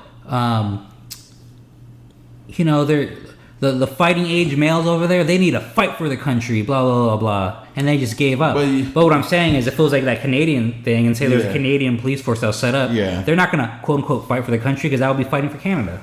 Yeah, you see what I'm saying? Yeah, that's kind of the same thing. Like they're the troops trained under the Americans. Like they're to fight for their country is to join the Taliban, essentially. You know what I mean? Like in another. And I think that's what the Taliban won a lot of them people were, and also around them, and also it's like, hey, you don't need to do anything, just chill. And that's one of the things if you actually think about it, and also because like a lot of those, like some of those documentaries, and also where they show like they're trying to have those people join and all this stuff, right? They're trying to join the police force, and they're like, hey, we got shit to do. Like, we're mechanics, we're freaking things and all stuff. Like, you want me to do your shit full time? What about our fucking wife? What about our kids and all this stuff? Exactly. Like, we got to do stuff for them and all this stuff. And it's like, they didn't know how to answer it because, like, they just think that, like, by joining them and all stuff, like, you have to be the police force and all stuff. Like, we don't even do that shit because we have a dedicated whatever, right? Yeah. Well, the problem is what a lot of Americans and Westerners do is they look at the world through an ethnocentric lens, right? They're judging and valuing and comparing to our culture and society. It's a totally like our values might not interface the same way with their values, right? Like we see the world through different lenses, and we're trying to impose and force our way on them, and they'll just never get it. No, right? and that's what. Okay, I heard this, and this was like a point a long time ago, right? That I heard it from somebody was like that they're like, social media is doing this, right? So we're because we have such connection to everybody else around the world and all stuff, kind of like we're imposing our own culture. Yeah, and we're kind of killing off everybody else's culture and all stuff through social media, something like that and all stuff. It's not like they got fucking Canada filters or London filters and all this stuff when you go through Twitter. Yeah, and all that shit. Like everybody's looking at this American and all stuff. And like that's why some people are like, they just start going off on somebody in social media, and they're like, I'm not even from the States, man. Like, what the fuck is wrong with you? Yeah. You know what I mean? Like, again, it's everybody judging. Yeah, through our lens. And it's but that's like, I'm sorry, and that's what like it's us as a great American machine swallowing whole everybody else. Yeah, exactly. But here's the thing: is I'll take that on Twitter than through militarism. If I have to pick two poisons, right? Like, I would way rather, have America take over certain areas, or at least influence cultures through culture, rather than through bombs. You know what I'm saying? Yeah. Like, if I have to pick something, I'm gonna go with something funded, like I was saying, by immoral funds that were stolen, that perpetuate murder on large scale, or culture bullshit, social media, right? But you know what I mean? Like, even our simple civilized culture, it took how long to get to our complex system of... It took thousands of years, right? It took thousands of years. If you go back for the West, right, it was, you're talking from like Plato, Socrates, Aristotle to, the fall to Rome, right, to medieval times, to the Enlightenment, Reformation, Enlightenment. Yeah, it was a distinct culture. Right? Well, even if you take the last 200 and change years from 1776, when we just declared war and all that stuff, or like when we hit Plymouth, like whatever, Plymouth 1600s. Yeah, 1600s when we first came in here to now and all that stuff. That's still a big jump. Because you have to remember also that, like, we had from the fall of Revolution, Rome, the medieval times came, and that was like a big setback to civilization. Yeah, on that portion of it, and not so much in everybody else. But yes and no. I mean, that's the conventional wisdom. If we really dig into that era, though, I mean, there was a lot of shit going on. I mean, a lot of the political theories, philosophies came from that time period, right? Like, St. Augustine, Aquinas. All the way to John Locke. Mm-hmm. All right, John Locke. I mean, as libertarians, like we owe John Locke almost everything, right? Well, the whole idea of natural rights, natural law, it's all Lockean, right? That's all our social contract that we live in now, the Constitution. That's all Lockean, you know what I mean? And now he was there during the time of Enlightenment, you know, like prior to 1776, right? By like at least 30, 40, 50 years or something like that. But that's still a lot of years to implement a government or well, no. Here's the thing is, I mean, that's my point. Is we have a very unique set. You know, we had our own path here in the West. Yeah, they have something completely different. Yes. So, I guess what I'm trying to say is, it's not so much that their end goal is what we have. Their end goal could be something completely different or exactly what they have now, is what I'm saying, right? Like, for us to think that for them to raise to quote-unquote our level and not the way we do society and government and all this stuff, that if they're not on that level, they're below us or something like that, you know, that's our own... That we're judging that because we're looking at it through the lens of our society. Yeah. Right. You know what I mean? Like I got you. Like that might be what they got there. It might be what they want. You know what I'm saying? Yeah. Like, and it was more pride and hubris on our part to think that, oh, we just have to go in over there and fund the shit out of them. And that's what the problem is that because like what I was trying to say was like we're trying to implement hundreds of years of civilization, and I would argue thousands. But like into like making this like, because the difference between a third world country of what we see as a third world country now and also to a first world country or first world power and all stuff, it's hundreds or thousands of years and all stuff of like advancing and all stuff. Yeah, like, progress. Progress and all stuff, right? So like us to grab a third world country like that and all stuff, it's like they need to like, we just trying to put our modern things to implement and all stuff where it's not making any sense because like we already have a complex machine to begin with as a system. Yeah. As a first world fucking superpower and whatever the fuck. You know, like we have a complex system and it's like, take this, right? So like they're just a simple circuit. They're just a light bulb and all this stuff, right? Just from battery to light bulb, wires and a switch, right? Yeah. That's their system. It's just by that, right? And we're trying to put in a whole complex freaking computer into their system. Yeah. Trying to make it work like that and all stuff. And it's like, nah, they need to develop and also they need to develop into that. It's just... No, I see what you're saying, but I would just also argue that, yes, that's exactly what's going on for sure. But what also may be going on is what to us is a simple flip the switch and the battery and the light comes on versus the computer, right? For them, they don't even look at it that way. You know what I'm saying?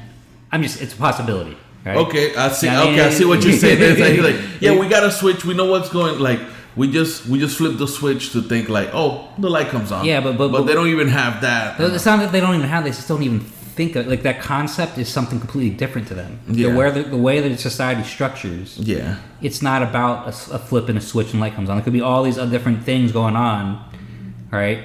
Like maybe that light bulb was attached to a structure, right? That to you and me, we just don't even understand at all. Yeah. You know what I mean? But we're just looking at the light bulb, but it's part of this huge building, but we can't even see the building. Yeah. You see what I'm saying? Yeah. Because to us, that might be nothing. But to them, that whole structure is just completely different. We just see things completely different, right? Yeah. And that's what I'm saying. Like to us, it's light bulb, light, flip switch, light comes on, boom, that's it. Okay, yeah, ours is way more advanced than that, and you're right. That's a lot of hubris to think we could just walk in there, plug in the computer, all right, you got it now, and they're going to understand how to do it. And then they call them dumbasses because they don't know what the fuck to do. Oh, dumbass, you don't know how to turn on the computer. Yeah. But the thing is, to them, that whole paradigm could just not even be a thing at all. It's not about a flip of the switch and turns the light on. To them, it's this, something way over here that we're not even looking at, and that's what their society is about, or the way they interpret the world, or whatever, right?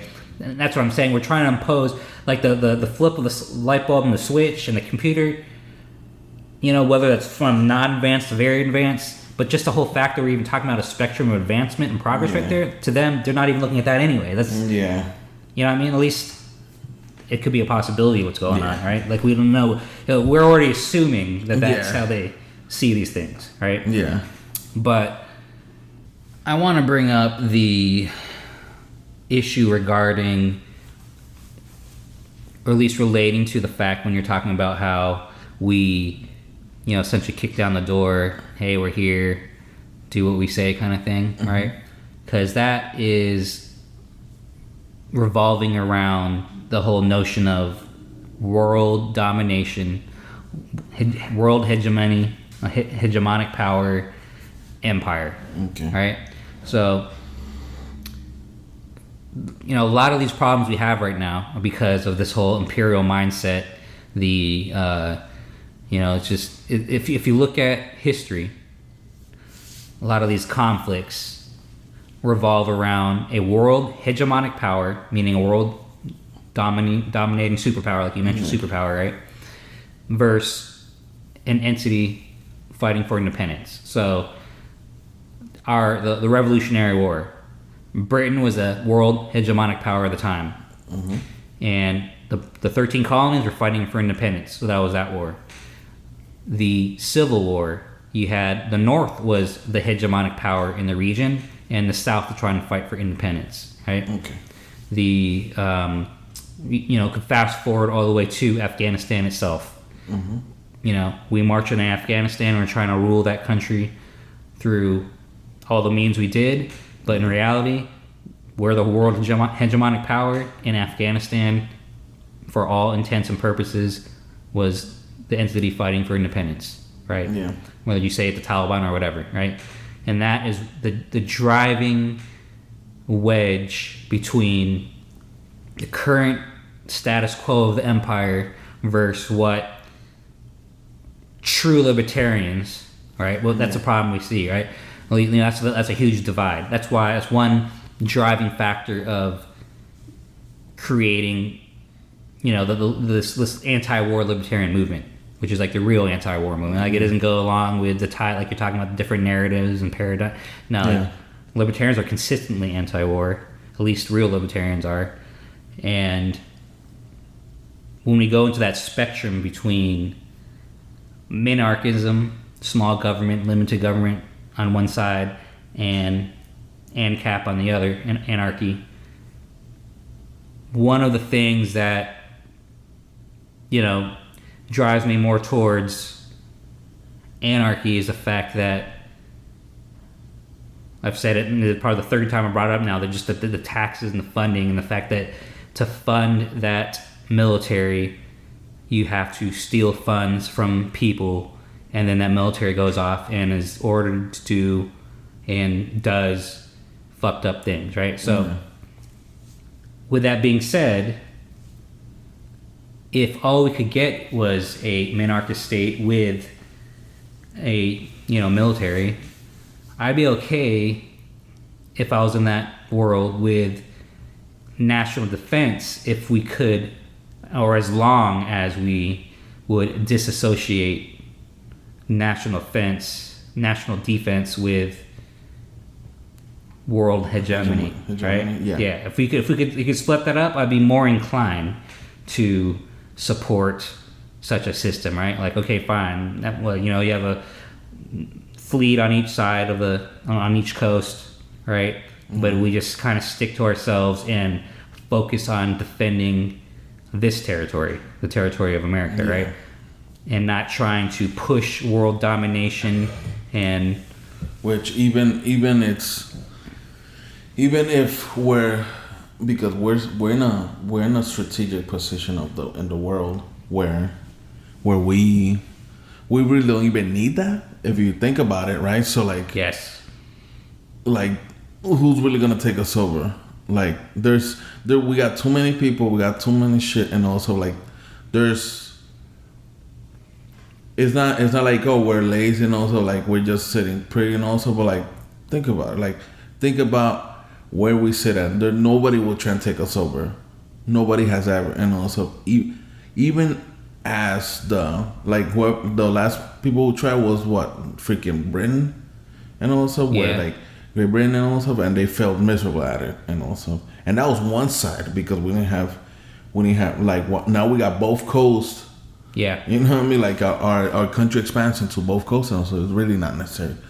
I feel like it's not really necessary when it comes to that. But like we need to if we gotta worry about defense in such a way and also then it shouldn't be the world police either, and also because absolutely not. We're not with this really modern day colonialism. It's pretty much, if you think about it, it's like we're just trying to colonize and other stuff and trying to make them think our way and all this shit and all this stuff, which is like is hundreds and hundreds of years of like of cultural change. Yeah, and we're just trying to fucking shit on them and all stuff in 20 years and make them think of how we are and all stuff. That's why if you see those documentaries, it's like, oh, they're teaching them how to do that, and they don't get that concept. Yeah, because they're either, I wouldn't say they're behind mentally and all stuff. It's just like we're not reading from the same book. No, this is what I was trying to say. Yeah, like it's like we both see the world through different lenses. Yeah, and they don't necessarily interface with each other. Like you're trying to get them on the same page, but you're not even in the same book. Exactly. So right. No, exactly, and yeah, I mean that's like you're saying. Like some people will say, this is what a lot of people on, a lot of people on the right will say, and some people on the left, but they'll say, because you say like no one's trying to take us over. 100% agree with you, but the problem is they buy into the state propaganda of China. Yeah. Right. Yeah. Right? But what the fuck is China really doing? They're not really doing shit, and like it's we're trying to, again, we're not minding our own business that we should mind our own fucking business. Like China is doing like what a corporation does. It's like a corporation, what they do is they're trying to survive. But how they trying to survive? We see it everywhere, right? So a corporation, when they get to that big, they graduate from mom and pop shop to a corporation, right? They start swallowing things and all stuff, and they start taking over until they get that government contract, right? Yeah, that's pretty much how they do it here, and also it is how they do it here. A corporation exactly over here, and also like until they get that permanent contract. Yep, and then you have the government create a monopoly. And and that's what they do, because like you really like we can't really fault the corporations for doing that, but like we're not really watching out. We're not doing anybody justice if we don't make a free market. Like if let's say like we be like, oh, you don't even grant them those contracts and all that stuff, those government contracts, then guess what? It's still open up for like, we're gonna use these people for 1 year, then we're gonna switch and also because you're not doing a fucking good job. Yeah. Now like you get what I'm saying. Yeah, I got what you're saying. So it's like that's what China's doing. It's like they're pretty much they're going from what they are, the People's Republic of China, to being a fucking corporation, and they're just eating and like they're just putting investments everywhere and all that stuff, right? Mm-hmm. And it's some scummy shit and all that stuff, right? But the people can't pay. Guess what? They take it over and they do their own thing. So China pretty much is like, it may seem like they're trying to take over the world, but they just making money for themselves. Yeah, exactly. It's just like anybody. Like you're basically saying they're a corporation that is setting up a system where they make sure they're making money and don't go under. Yeah. And then they're gonna do different strategies that include setting up in different parts of the world, right? Yeah. But we're doing the same. Yeah, the United States, we're doing the same thing, but what we're doing is like, hey, if we need anything, guess what? They're charging our own people. Taxes are going up, taxes and all that stuff, right? Instead of like, China has been having their tax shit, right? Mm-hmm. What is their tax? If you make like less than whatever, you don't pay taxes. Like, so it's pretty much like if you go above like the 10% of people who make money and all stuff, then you start paying taxes and all stuff, right? Mm-hmm. So that's how their communism, whatever the fuck it works and all stuff for them and all that stuff, right? but we're doing the same thing, just like a different. We're just like the state. The state is just charging us. Yeah. For the like anything new that they want to do, they charge us, and also, but China like they try and do like what I told you, like they got different investments around the world and also, and with those investments, that's how they get their money's worth and all that. Yeah, and let me be clear so people don't misunderstand what we're saying. Right? We're saying that to us, the threat of China is mainly overinflated propaganda meant to rile up people and scare people. Yes. And to indoctrinate them and propagandize them to support a giant, massive military national security state. Yeah. But it's really just a boogeyman. Yeah.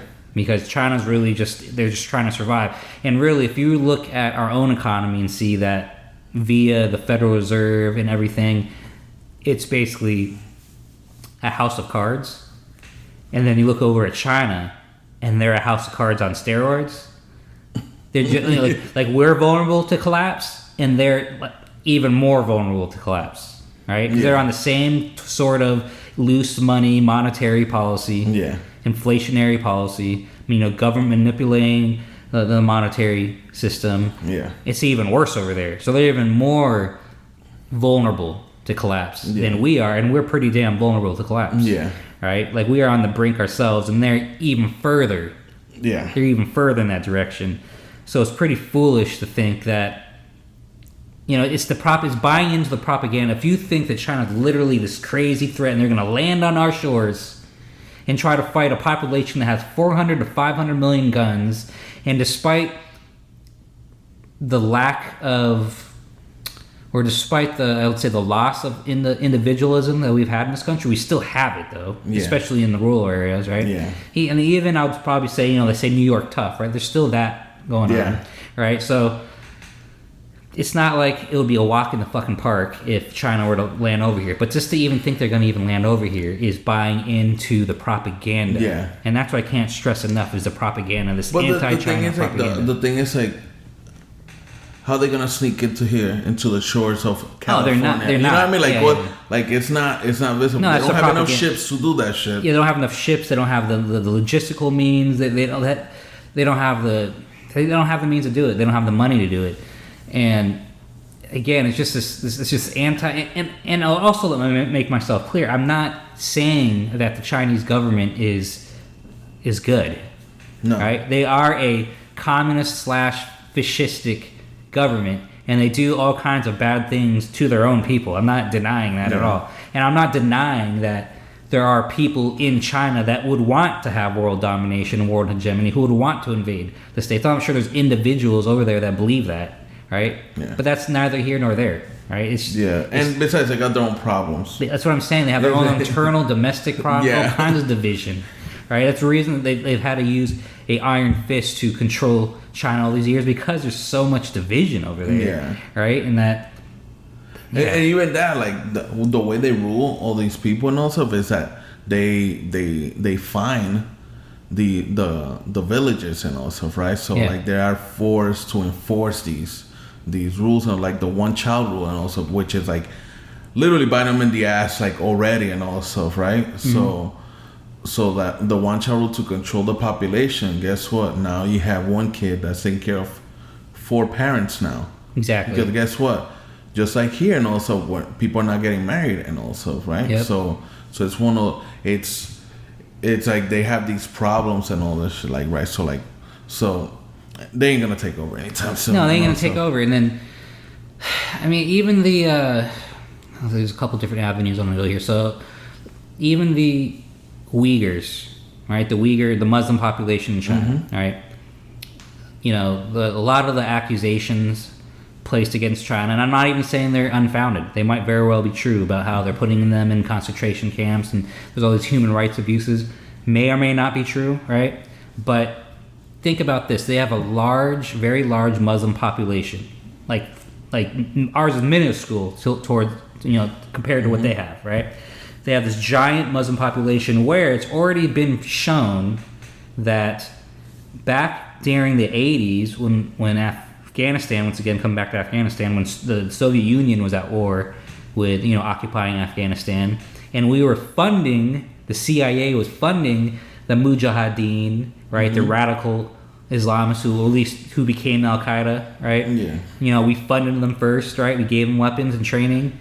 Well, we were doing the same thing with the Uyghurs. There were Uyghurs in Afghanistan too, being trained and funded by the CIA. And part of that was because we wanted to create a radical Islamic situation in China, right? We wanted to use those people, right? They were training Afghanistan because they would eventually go home to China and have their own little war on terror, right? So it was like something that we created. And then what happened was during ISIS and the whole thing, there was thousands of Uyghurs, like thousands and thousands of Uyghurs that had joined ISIS, okay? And then we destroyed ISIS, right? Which could be another conversation for another day. But the thousands and thousands of Uyghurs, again, like ISIS fighters, returned to China. Yeah, just like everywhere else. Oh, like a lot of people were like, there was a lady that was stuck in London because like she was trying to and that was like the States and all stuff, and they were trying to see if they could deny her citizenship. Exactly. It's fucking weird. But they did it. The British did deny the citizenship of the one lady, right? Like that was like returning from ISIS and all stuff. And but the thing is, those numbers. I'm not even saying that those countries can't worry about that situation, right? I'm not saying they can't worry about that situation, because that is my point. Is that the ISIS fighters returning to Western countries was rather small in comparison to where thousands and thousands and thousands of ISIS fighters returning to China. So how the fuck do you think the government is going to respond? Any government. Imagine if it was here in the U.S. If you're talking about a couple people in London or whatever. Imagine Guantanamo Bay. Yeah. Well, what I'm saying is, imagine if like thousands and thousands and thousands of them were returning, how we would react. Yeah, you're talking Guantanamo Bay. Like the reaction. I mean, that's perfect, right? Yeah. Guantanamo Bay, and that's not thousands. That's like very small number, handful. So imagine. So we sit there and we point the finger at China, going, "How dare they do that?" But come on, the same people pointing the finger at China like that, if that was happening here, it would probably be far worse. I mean, World War II, Japanese internment camps, internment camps, concentration camps in reality. You know what I'm saying? Like, you know what I'm saying? Like, it's like, what I'm saying is, we can't sit there, and you kind of brought it up about the women's rights thing. Yeah. You can't sit there and, like, wag your finger at people when your own house is not in order. Your house ain't shit. Yeah. You know what I'm saying? When your historical precedents on your side ain't looking that good. Yeah. So it's not, you don't go around and, point and use that for a reason to go to war, right? Yeah. And this is the other avenue I wanted to go with, is because I had a conversation with someone the other day, and they were like, well, I was trying to think of a way to protest against China because of the abuses going on over there, and slavery, sweatshops, that kind of thing, and how to avoid supporting them by not buying any product made in China, right? And they're like, oh, it's not really even feasible because so much shit, your cell phone, like so many things are made in China. And I was like, well, see, the issue here to me is the same thing that we were just talking about in Afghanistan. We're talking about looking at the world through our lens, right? Like the ethnocentric. That means like looking at shit from our country, right? And this goes for any country that has sweatshops and those kind of things going on, bad factory situations. And I'm just making this wage number up. Say they make 10 cents a day. I don't know what it is. It could be $1 a day. It could be $10 a day. It could be 1 cent a day. I have no idea. But the point, the children. Yeah. Well, but here's the thing: is I'm talking about like the factory workers in the sweatshops. Yeah. Right. Like the women in the sweatshops. Yeah. Right. Making probably the shirt I'm wearing or the shirt you're wearing, or whatever, is probably made in that sweatshop in China, for all we know, right? So we sit here and we judge and go, oh, that's fucked up. China's. They're essentially slave labor. They pay them 10 cents an hour, whatever it is, 10 cents a day, whatever it is. I don't know. It's something very small for sure, right? And we sit there and we judge and we go, that's fucked up, right? Like, and I'm supporting this by wearing this shirt. But the reality is, and there's plenty of papers published on this where, and again, I'm making up the number, but say it's 10 cents. So some lady's making 10 cents a day at a sweatshop in China. Yeah. But how far does that 10 cents take her in China? Because if it wasn't for that 10 cents a day, maybe She instead... doesn't have a good, proper living and all stuff. Right? Exactly. Well, instead of making 10 cents a day at a sweatshop, which sucks, now she's a prostitute on the streets. You see what I'm saying? Yeah. Now she has to resort to that. And like I said, there's papers are published, like scholarly papers published about these kind of things, where they went and like did interviewed people. And it's like, are you happy you're making this 10 cents a day? And their life might not be, compared to us, great, right? But they're fucking happy because, hey, I could feed my family at night. Right, I could live at wherever instead of hooking on the streets. Yeah, because if I didn't have this job, that's what could be what I'm. Because they're coming up on the rise, right? When it comes to their economic thing, and also when it comes to well, that's the thing is one of the greatest things in history, right? Is the most like capitalism, even in its very not real, like, the capitalism you and me talk about, even in like the corrupted forms of it, I guess is what I'm saying. Like even in the unpure forms of capitalism that exist. Yeah. Right? Because I hate even using that word because that's not what we have. But even things that are in that direction, markets. Well, we'll just say markets. Mm-hmm. Markets in China and all over the developing world have raised the living standards dramatically in like the last 30, 40 years alone, let alone go back further, right? Like, think of all the millions and millions of people in China and how a lot of them have been lifted up from essentially the gutter, or at least the Stone Age kind of thing, right? And are at least living some kind of modicum of modern life, right? Modern, I can't even say the word modern, I can't even say it, but you know what I'm trying to say, modern life, right? That's unprecedented. It's kind of like what happened in the West with the Industrial Revolution. Yeah. They're going through the same thing, right? Yeah. Where even though their standards might fall far below what our standards are, right? Compared to where they were, say, 30 years ago, not for everyone, but for at least a large amount of people, they're better than they were, right? Mm-hmm. And they're moving in one direction, and that's in spite of the imperfect, corrupted form of capitalism they have in China, where the state is heavily involved. In the House of Cards I just spoke about, they've done that in spite of all that. Mm-hmm. It's just like here, we don't have laissez-faire, true capitalism in this country. We don't have true free markets in this country, but we have made a lot of progress in the last 150 years, and that's not because of the system we have. That's in spite of the system we have, right? That's it's just the human spirit and ingenuity or whatever fucking was able to pull it off anyways, right? Because and think about it, that's what we got to do with this imperfect form of capitalism markets. So that's why, in a way, I'm white-pilled in the fact that if we could bring about and bring forth true consumer-driven markets, how much more actual no shit progress could we make? Yeah. Right? It's infinite.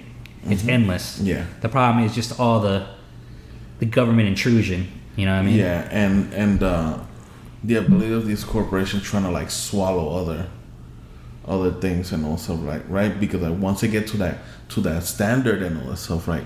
They're like, oh, we can do this and also then they try and make it work towards it. Like that's how you got lobbyists. That's why you got like, them like Amazon trying to like achieve that government contract that it did, right? So pretty much they swallowing pretty much that all other businesses because like it's not all other, it's certain businesses in that niche and also, right? Yeah, well that happens because the incentives to do that, to get that government protection exist. Yeah. Right? Like it's in their own incentive, their own self-interest to have that kind of strategy. Yeah. If, like you're saying, I could swallow these companies up to the point where the government will take care of me. Yeah, but if the government didn't have those options and all that stuff, we would have a free market and all that stuff. Exactly. In theory, you know what I mean? It would have been something like, okay, now like if the government needs something or like, like they'll contract somebody for a few years, but not like straight up like have lobbyists or another like trying to like. Well, because if you look at the true Lockean sense of what the government's supposed to do, or say Mises, right? The Mises sense is that they should only be a referee in the market. They should only uphold private property rights, like secure private property, and enforce contracts. Right, that's the minarchist state. Right, that's the limited small government minarchist state. Is they exist to protect property, right, and to enforce contract law, right? Which is not what we have, right? Which is not what we have. They're not.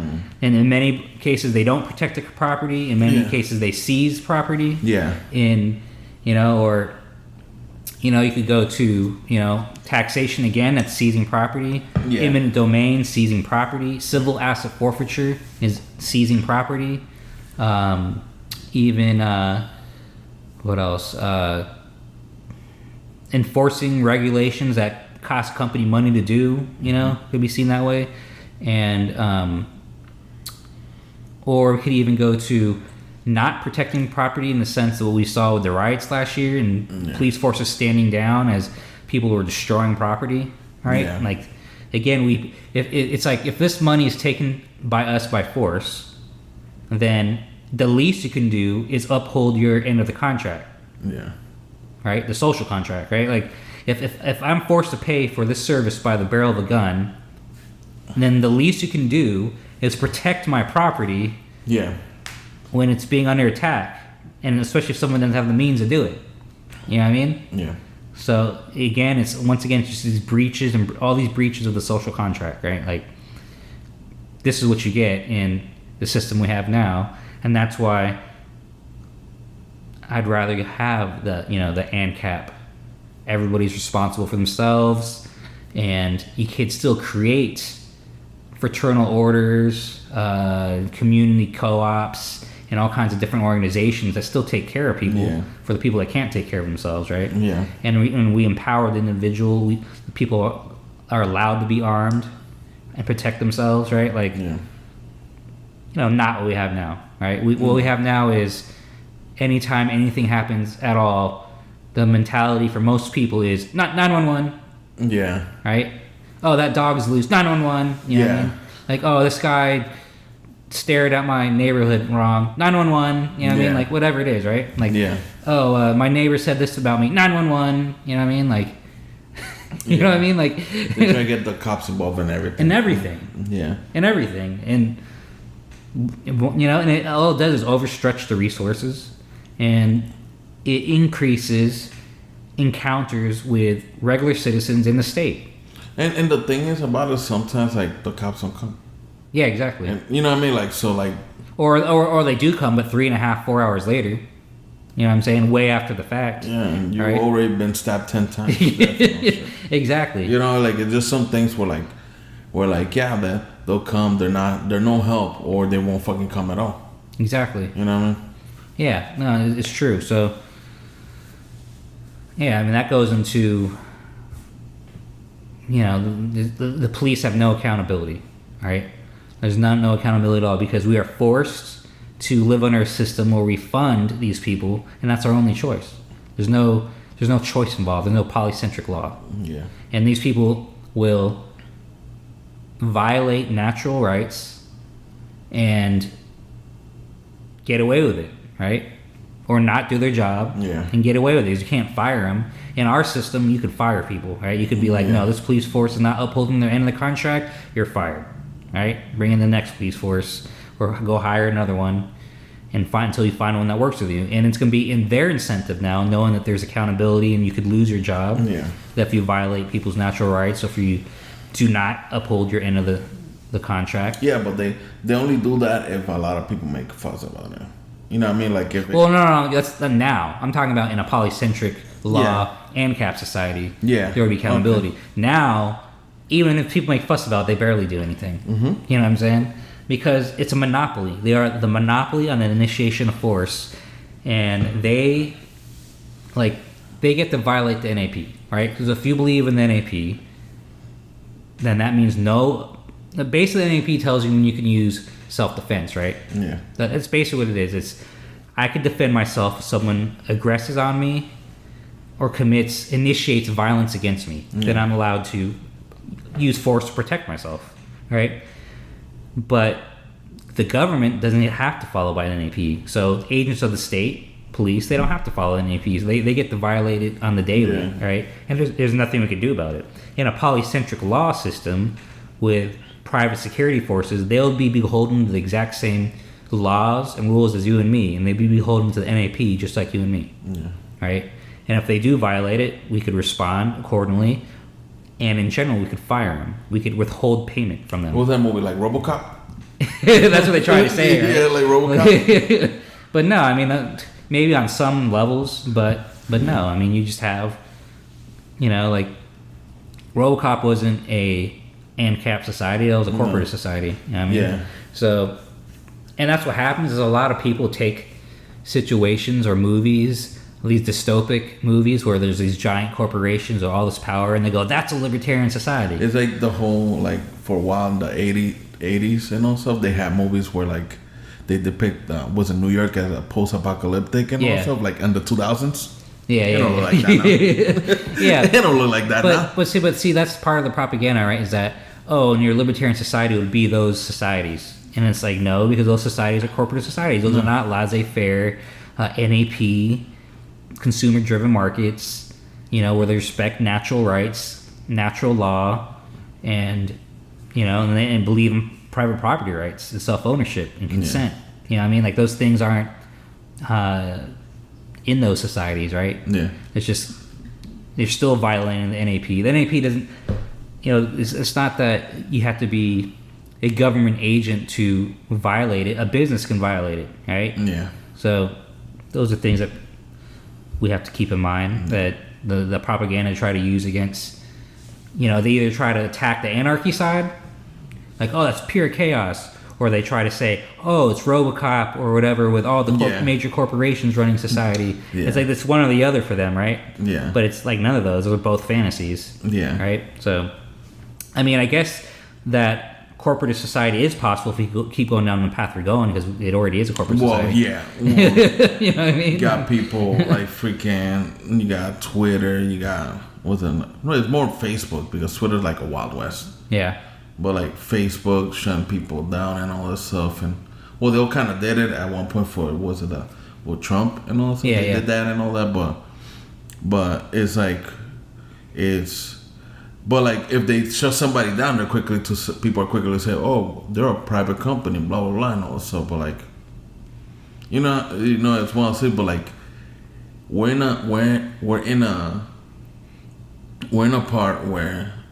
a country where that freedom of speech is valued, no matter what it is, and also. But if there's somebody who blocks it, there's always going to rise 10 companies who's going to do the opposite, and also. Well, here's the thing to keep in mind is, and this goes for constitutional law. Yeah. Right. Or like the Constitution. Yeah. And like a lot on the right worship the Constitution. At least they say they do. Mm-hmm. Or they at least act like they do, right? Or they might even. What I mean is they might actually believe it. That they, but, and you'll always hear people say this, my constitutional right.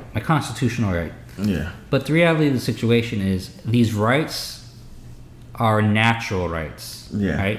You're born with these rights. They're innate, right? So the Constitution is, all that is, all these, like the Bill of Rights. Yeah. It's just reminders that the government's supposed to protect those rights, right? The government didn't grant those rights. Like, just because you're in America doesn't mean you have the freedom of speech. Yeah. Right? At least when you're going down this path, right? Like, it's not that, oh, I'm in America or I'm an American and I get free speech, or it's not that I have a constitutional right to free speech. No, you have the natural right to free speech. Yeah. Period. You have a right to free speech. You know what I'm saying? Whether it's written on a piece of paper or not, that is a natural right, God-given right from nature, right from the universe, like whatever language you want to surround it with, but you're born with free speech, right? So the whole idea of it's my constitutional amendment. I mean, I guess the way they mean it, sure, right? But in reality, no. So that's why it doesn't matter if it's a Facebook or Twitter or whatever. Yeah. It's you have a right to free speech, right? And with that being said, historically they have curbed speech in many times. Yeah. Right. Like George Carlin went to jail for speech. You know what I mean? Yeah. Like, but yeah, when it comes to the whole, it's a private company. I don't know. That's just, to me, it doesn't really fit the whole paradigm. There's a lot of libertarians that will say that, right? Oh, it's a private company, but do they fall in a private space? Well, Because no, I would say no. But here's the thing: is part of it is that we are once again falling into the trap. I think when people do this, of arguing within the paradigm of this current corporate estate, right? Like Facebook, all big tech, they wouldn't be there without the corporate estate that we have in place. Yeah. They didn't become these giant entities because of the free market, right? Mm-hmm. They got there, like you said, because they swallowed up small companies until they earned government protection. Yeah. They received government contracts, tax breaks, whatever, to get to a point where they're enormous and then protected by the government, right? So that's why some people say, oh, well, they're too big, so the government should come in and break them up, right? That's like an argument people make. Bust them up, like antitrust laws. Yeah. But I don't know. I can't get on board with, Tim Pool even say it. Oh, they're so big that, in fact, even other conservatives, like on Tim Pool's show, have said, the government needs to come. We need government regulation, blah, blah, blah, blah. Or we switch sides to the left on this, which to me only shows they don't have real principles. Yeah. But, they try to say that, the government has a right to go in and break them up and go after them for their censorship and shit like that. I don't necessarily believe that. It's not that. Mm-hmm. It's that. I think if we think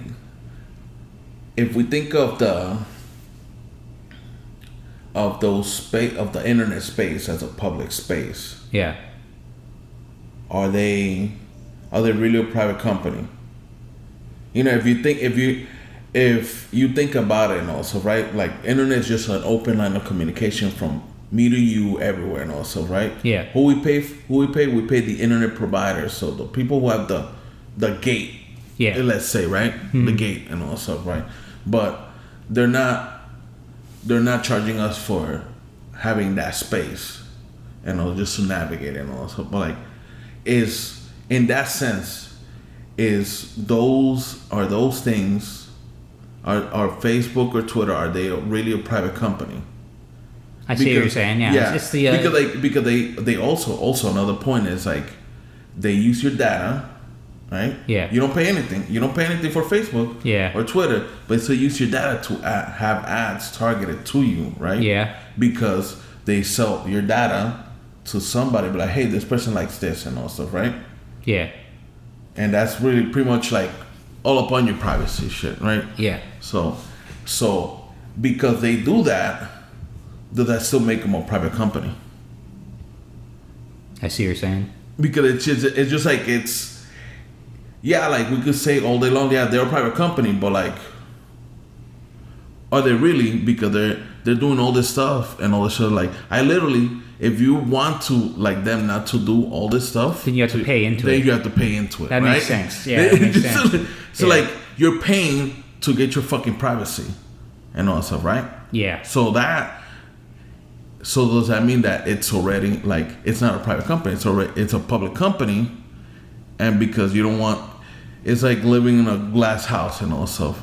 Yeah. If you don't want anybody to see what you're doing, you have to pay for blinds. I like this analogy. This is great. You know what I mean? Like, yeah. And like it's like, do they have, like, as that company, do they have the right to be calling themselves a private company? Yeah, I see what you're saying. Because a private company would be, I pay, I have a subscription to Facebook, I have a subscription to Twitter, and under those situations, it's different now because they're not paying for, No, it changes the dynamics in that situation. And now, especially what we have now, if someone were to do that, then, now those boundaries could be set. Like, hey, pay into us and we will not take your data, blah, blah, blah, right? Like, it's kind of like that. But you're right, like, those are things that we access for free, but then they take that, take something from us and then use that to make money. But the only argument I could see, I like it, the only argument I can see is no one's forcing you to do it. Right? Like, no one's holding a gun to your face and saying, get on Facebook, get on Twitter. That's the only thing. That's my devil's advocate argument, is that it's not, no one's forced, you're choosing out of your own free will to do this. But is there another form of Facebook? Is there another form of Twitter? Or is there another form of YouTube, let's say, right? So do they have this? If they had other versions of it, then you have the choice, and then that makes them a private company, right? Okay. But we don't. We like their own form of communication themselves. Because they swallowed whoever they had, except for YouTube. There's other videos, but I'm talking about biggest those. One. YouTube's the biggest one. The biggest one, right? So so what Facebook swallow whatever other communication, they pretty much ate up fucking MySpace and also, right? Or pretty much make them obsolete. That's what they did, right? And Twitter and all stuff is another form of communication and all that.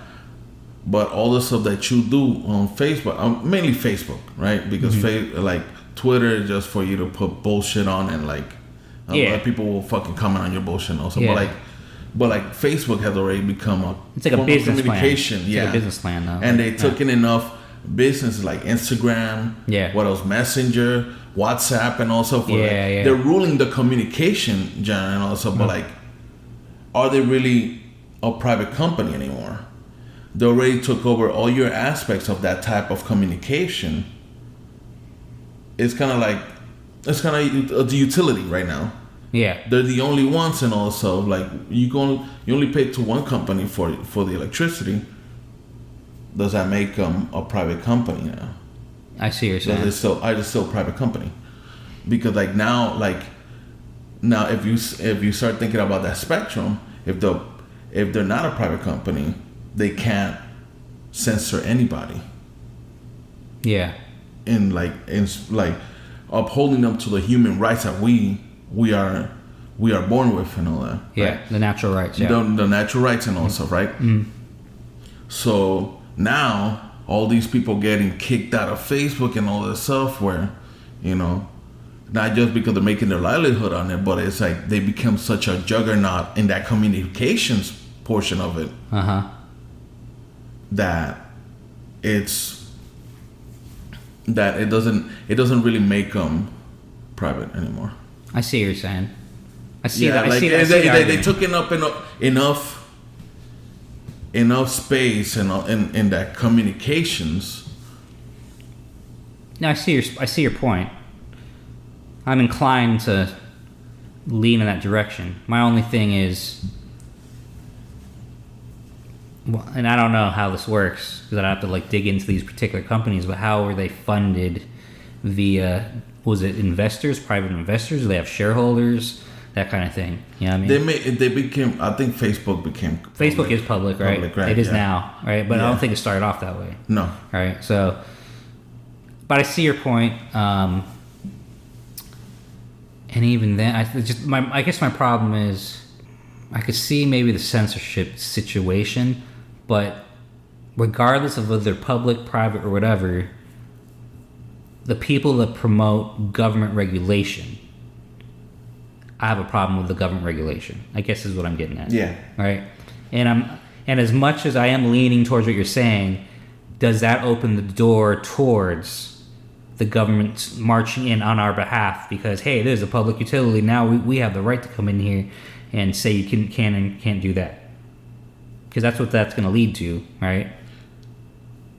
And maybe it really doesn't. It doesn't have to. It doesn't have to, but it can. But it can, yeah. And also, but if anything, people should be able to. And I don't know if this is what Section 230 is about, because I forget exactly what that entails. But I guess if it came down to, could you sue civilly, like in civil court, if you're to be blocked or censored or whatever, right? Or have like a class action lawsuit of these people that got censored or banned, and that would be allowed to go forth, right, in court. I could see that being a thing. Like, I'll support that. Yeah. What I don't support ever is the government stepping in, but but it's because the government has stepped in on Facebook in other countries and also they have not necessarily ours and also right in China they have African countries. I don't think they even have Facebook in China. Like they probably got they don't have their own form of, because China has their own form of every fucking big app and all that stuff over there, right? And so I'm not saying like enforce and all, like the government enforcing it.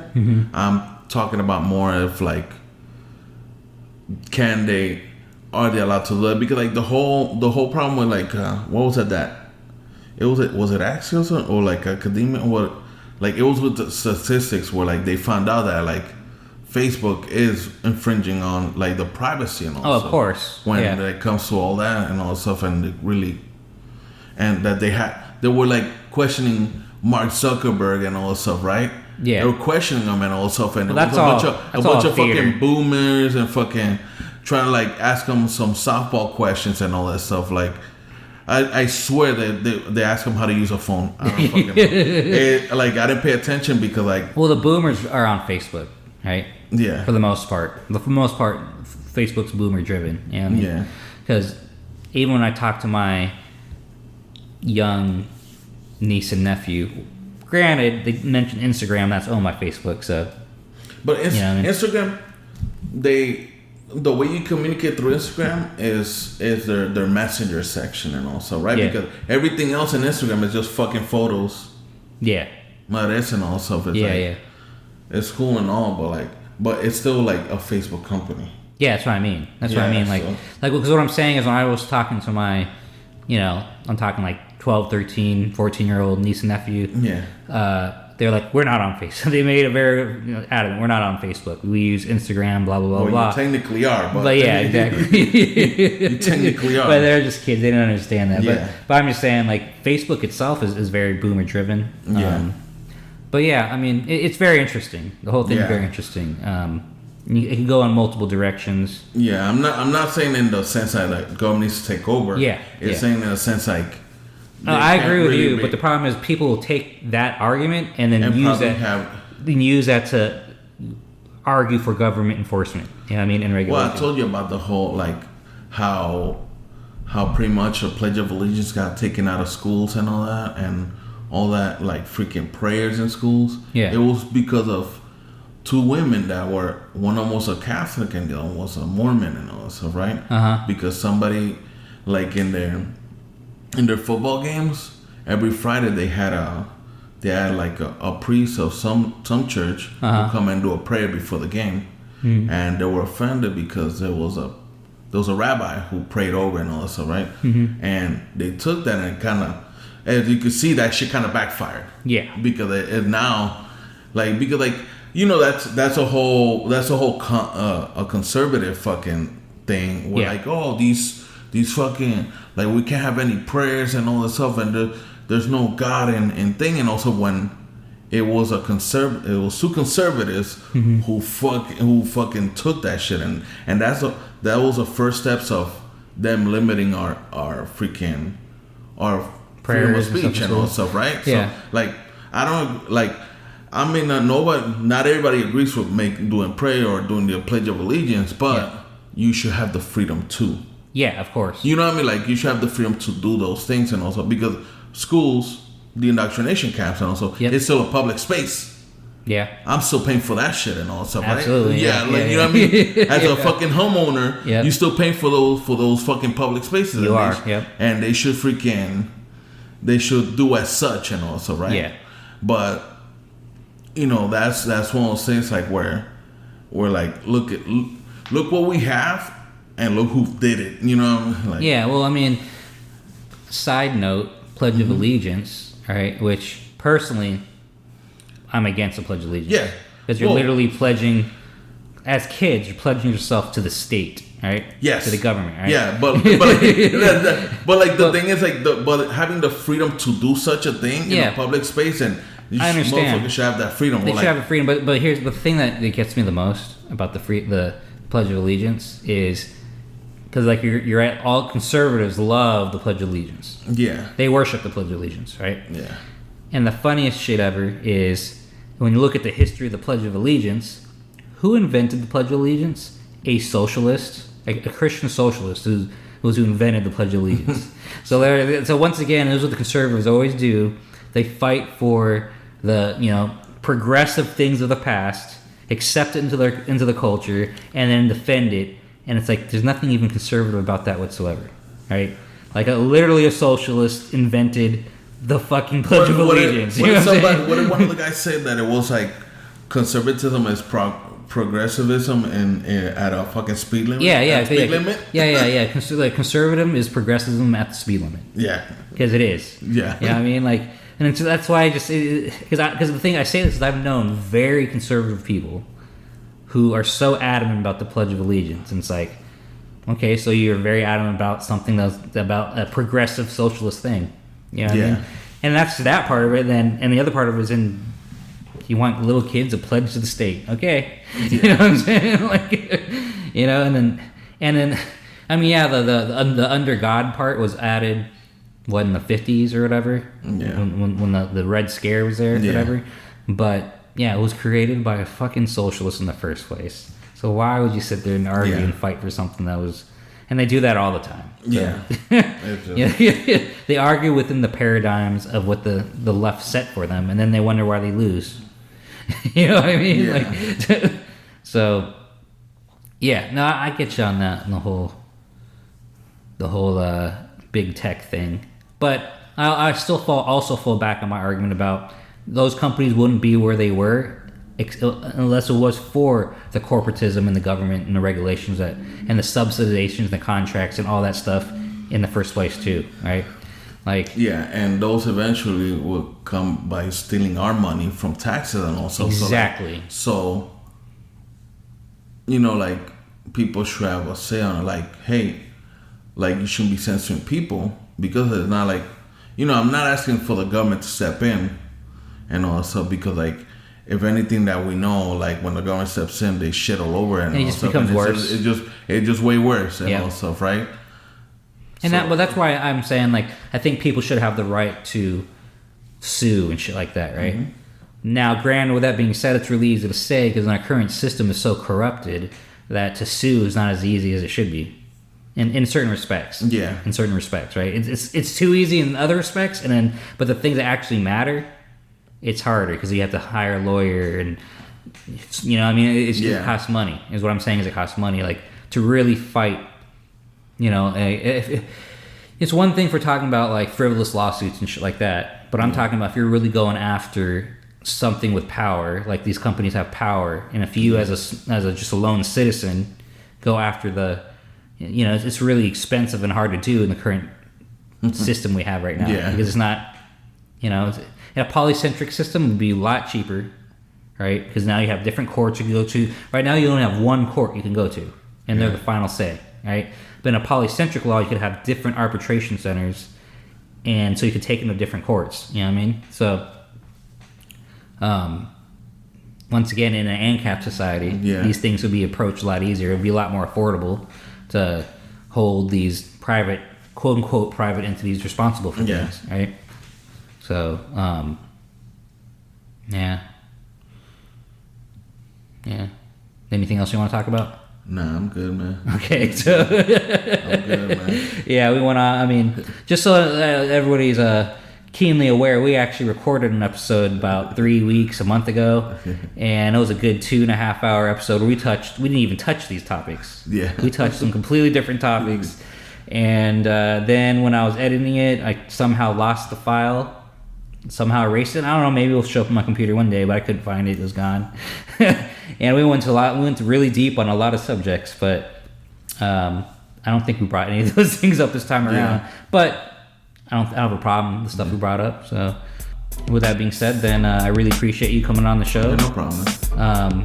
think we should do this more often. Oh, And I'm down. yeah, and for everybody at home, thank you for listening. I'm Aaron Burr, and you've been listening to the Free Thought Doctrine.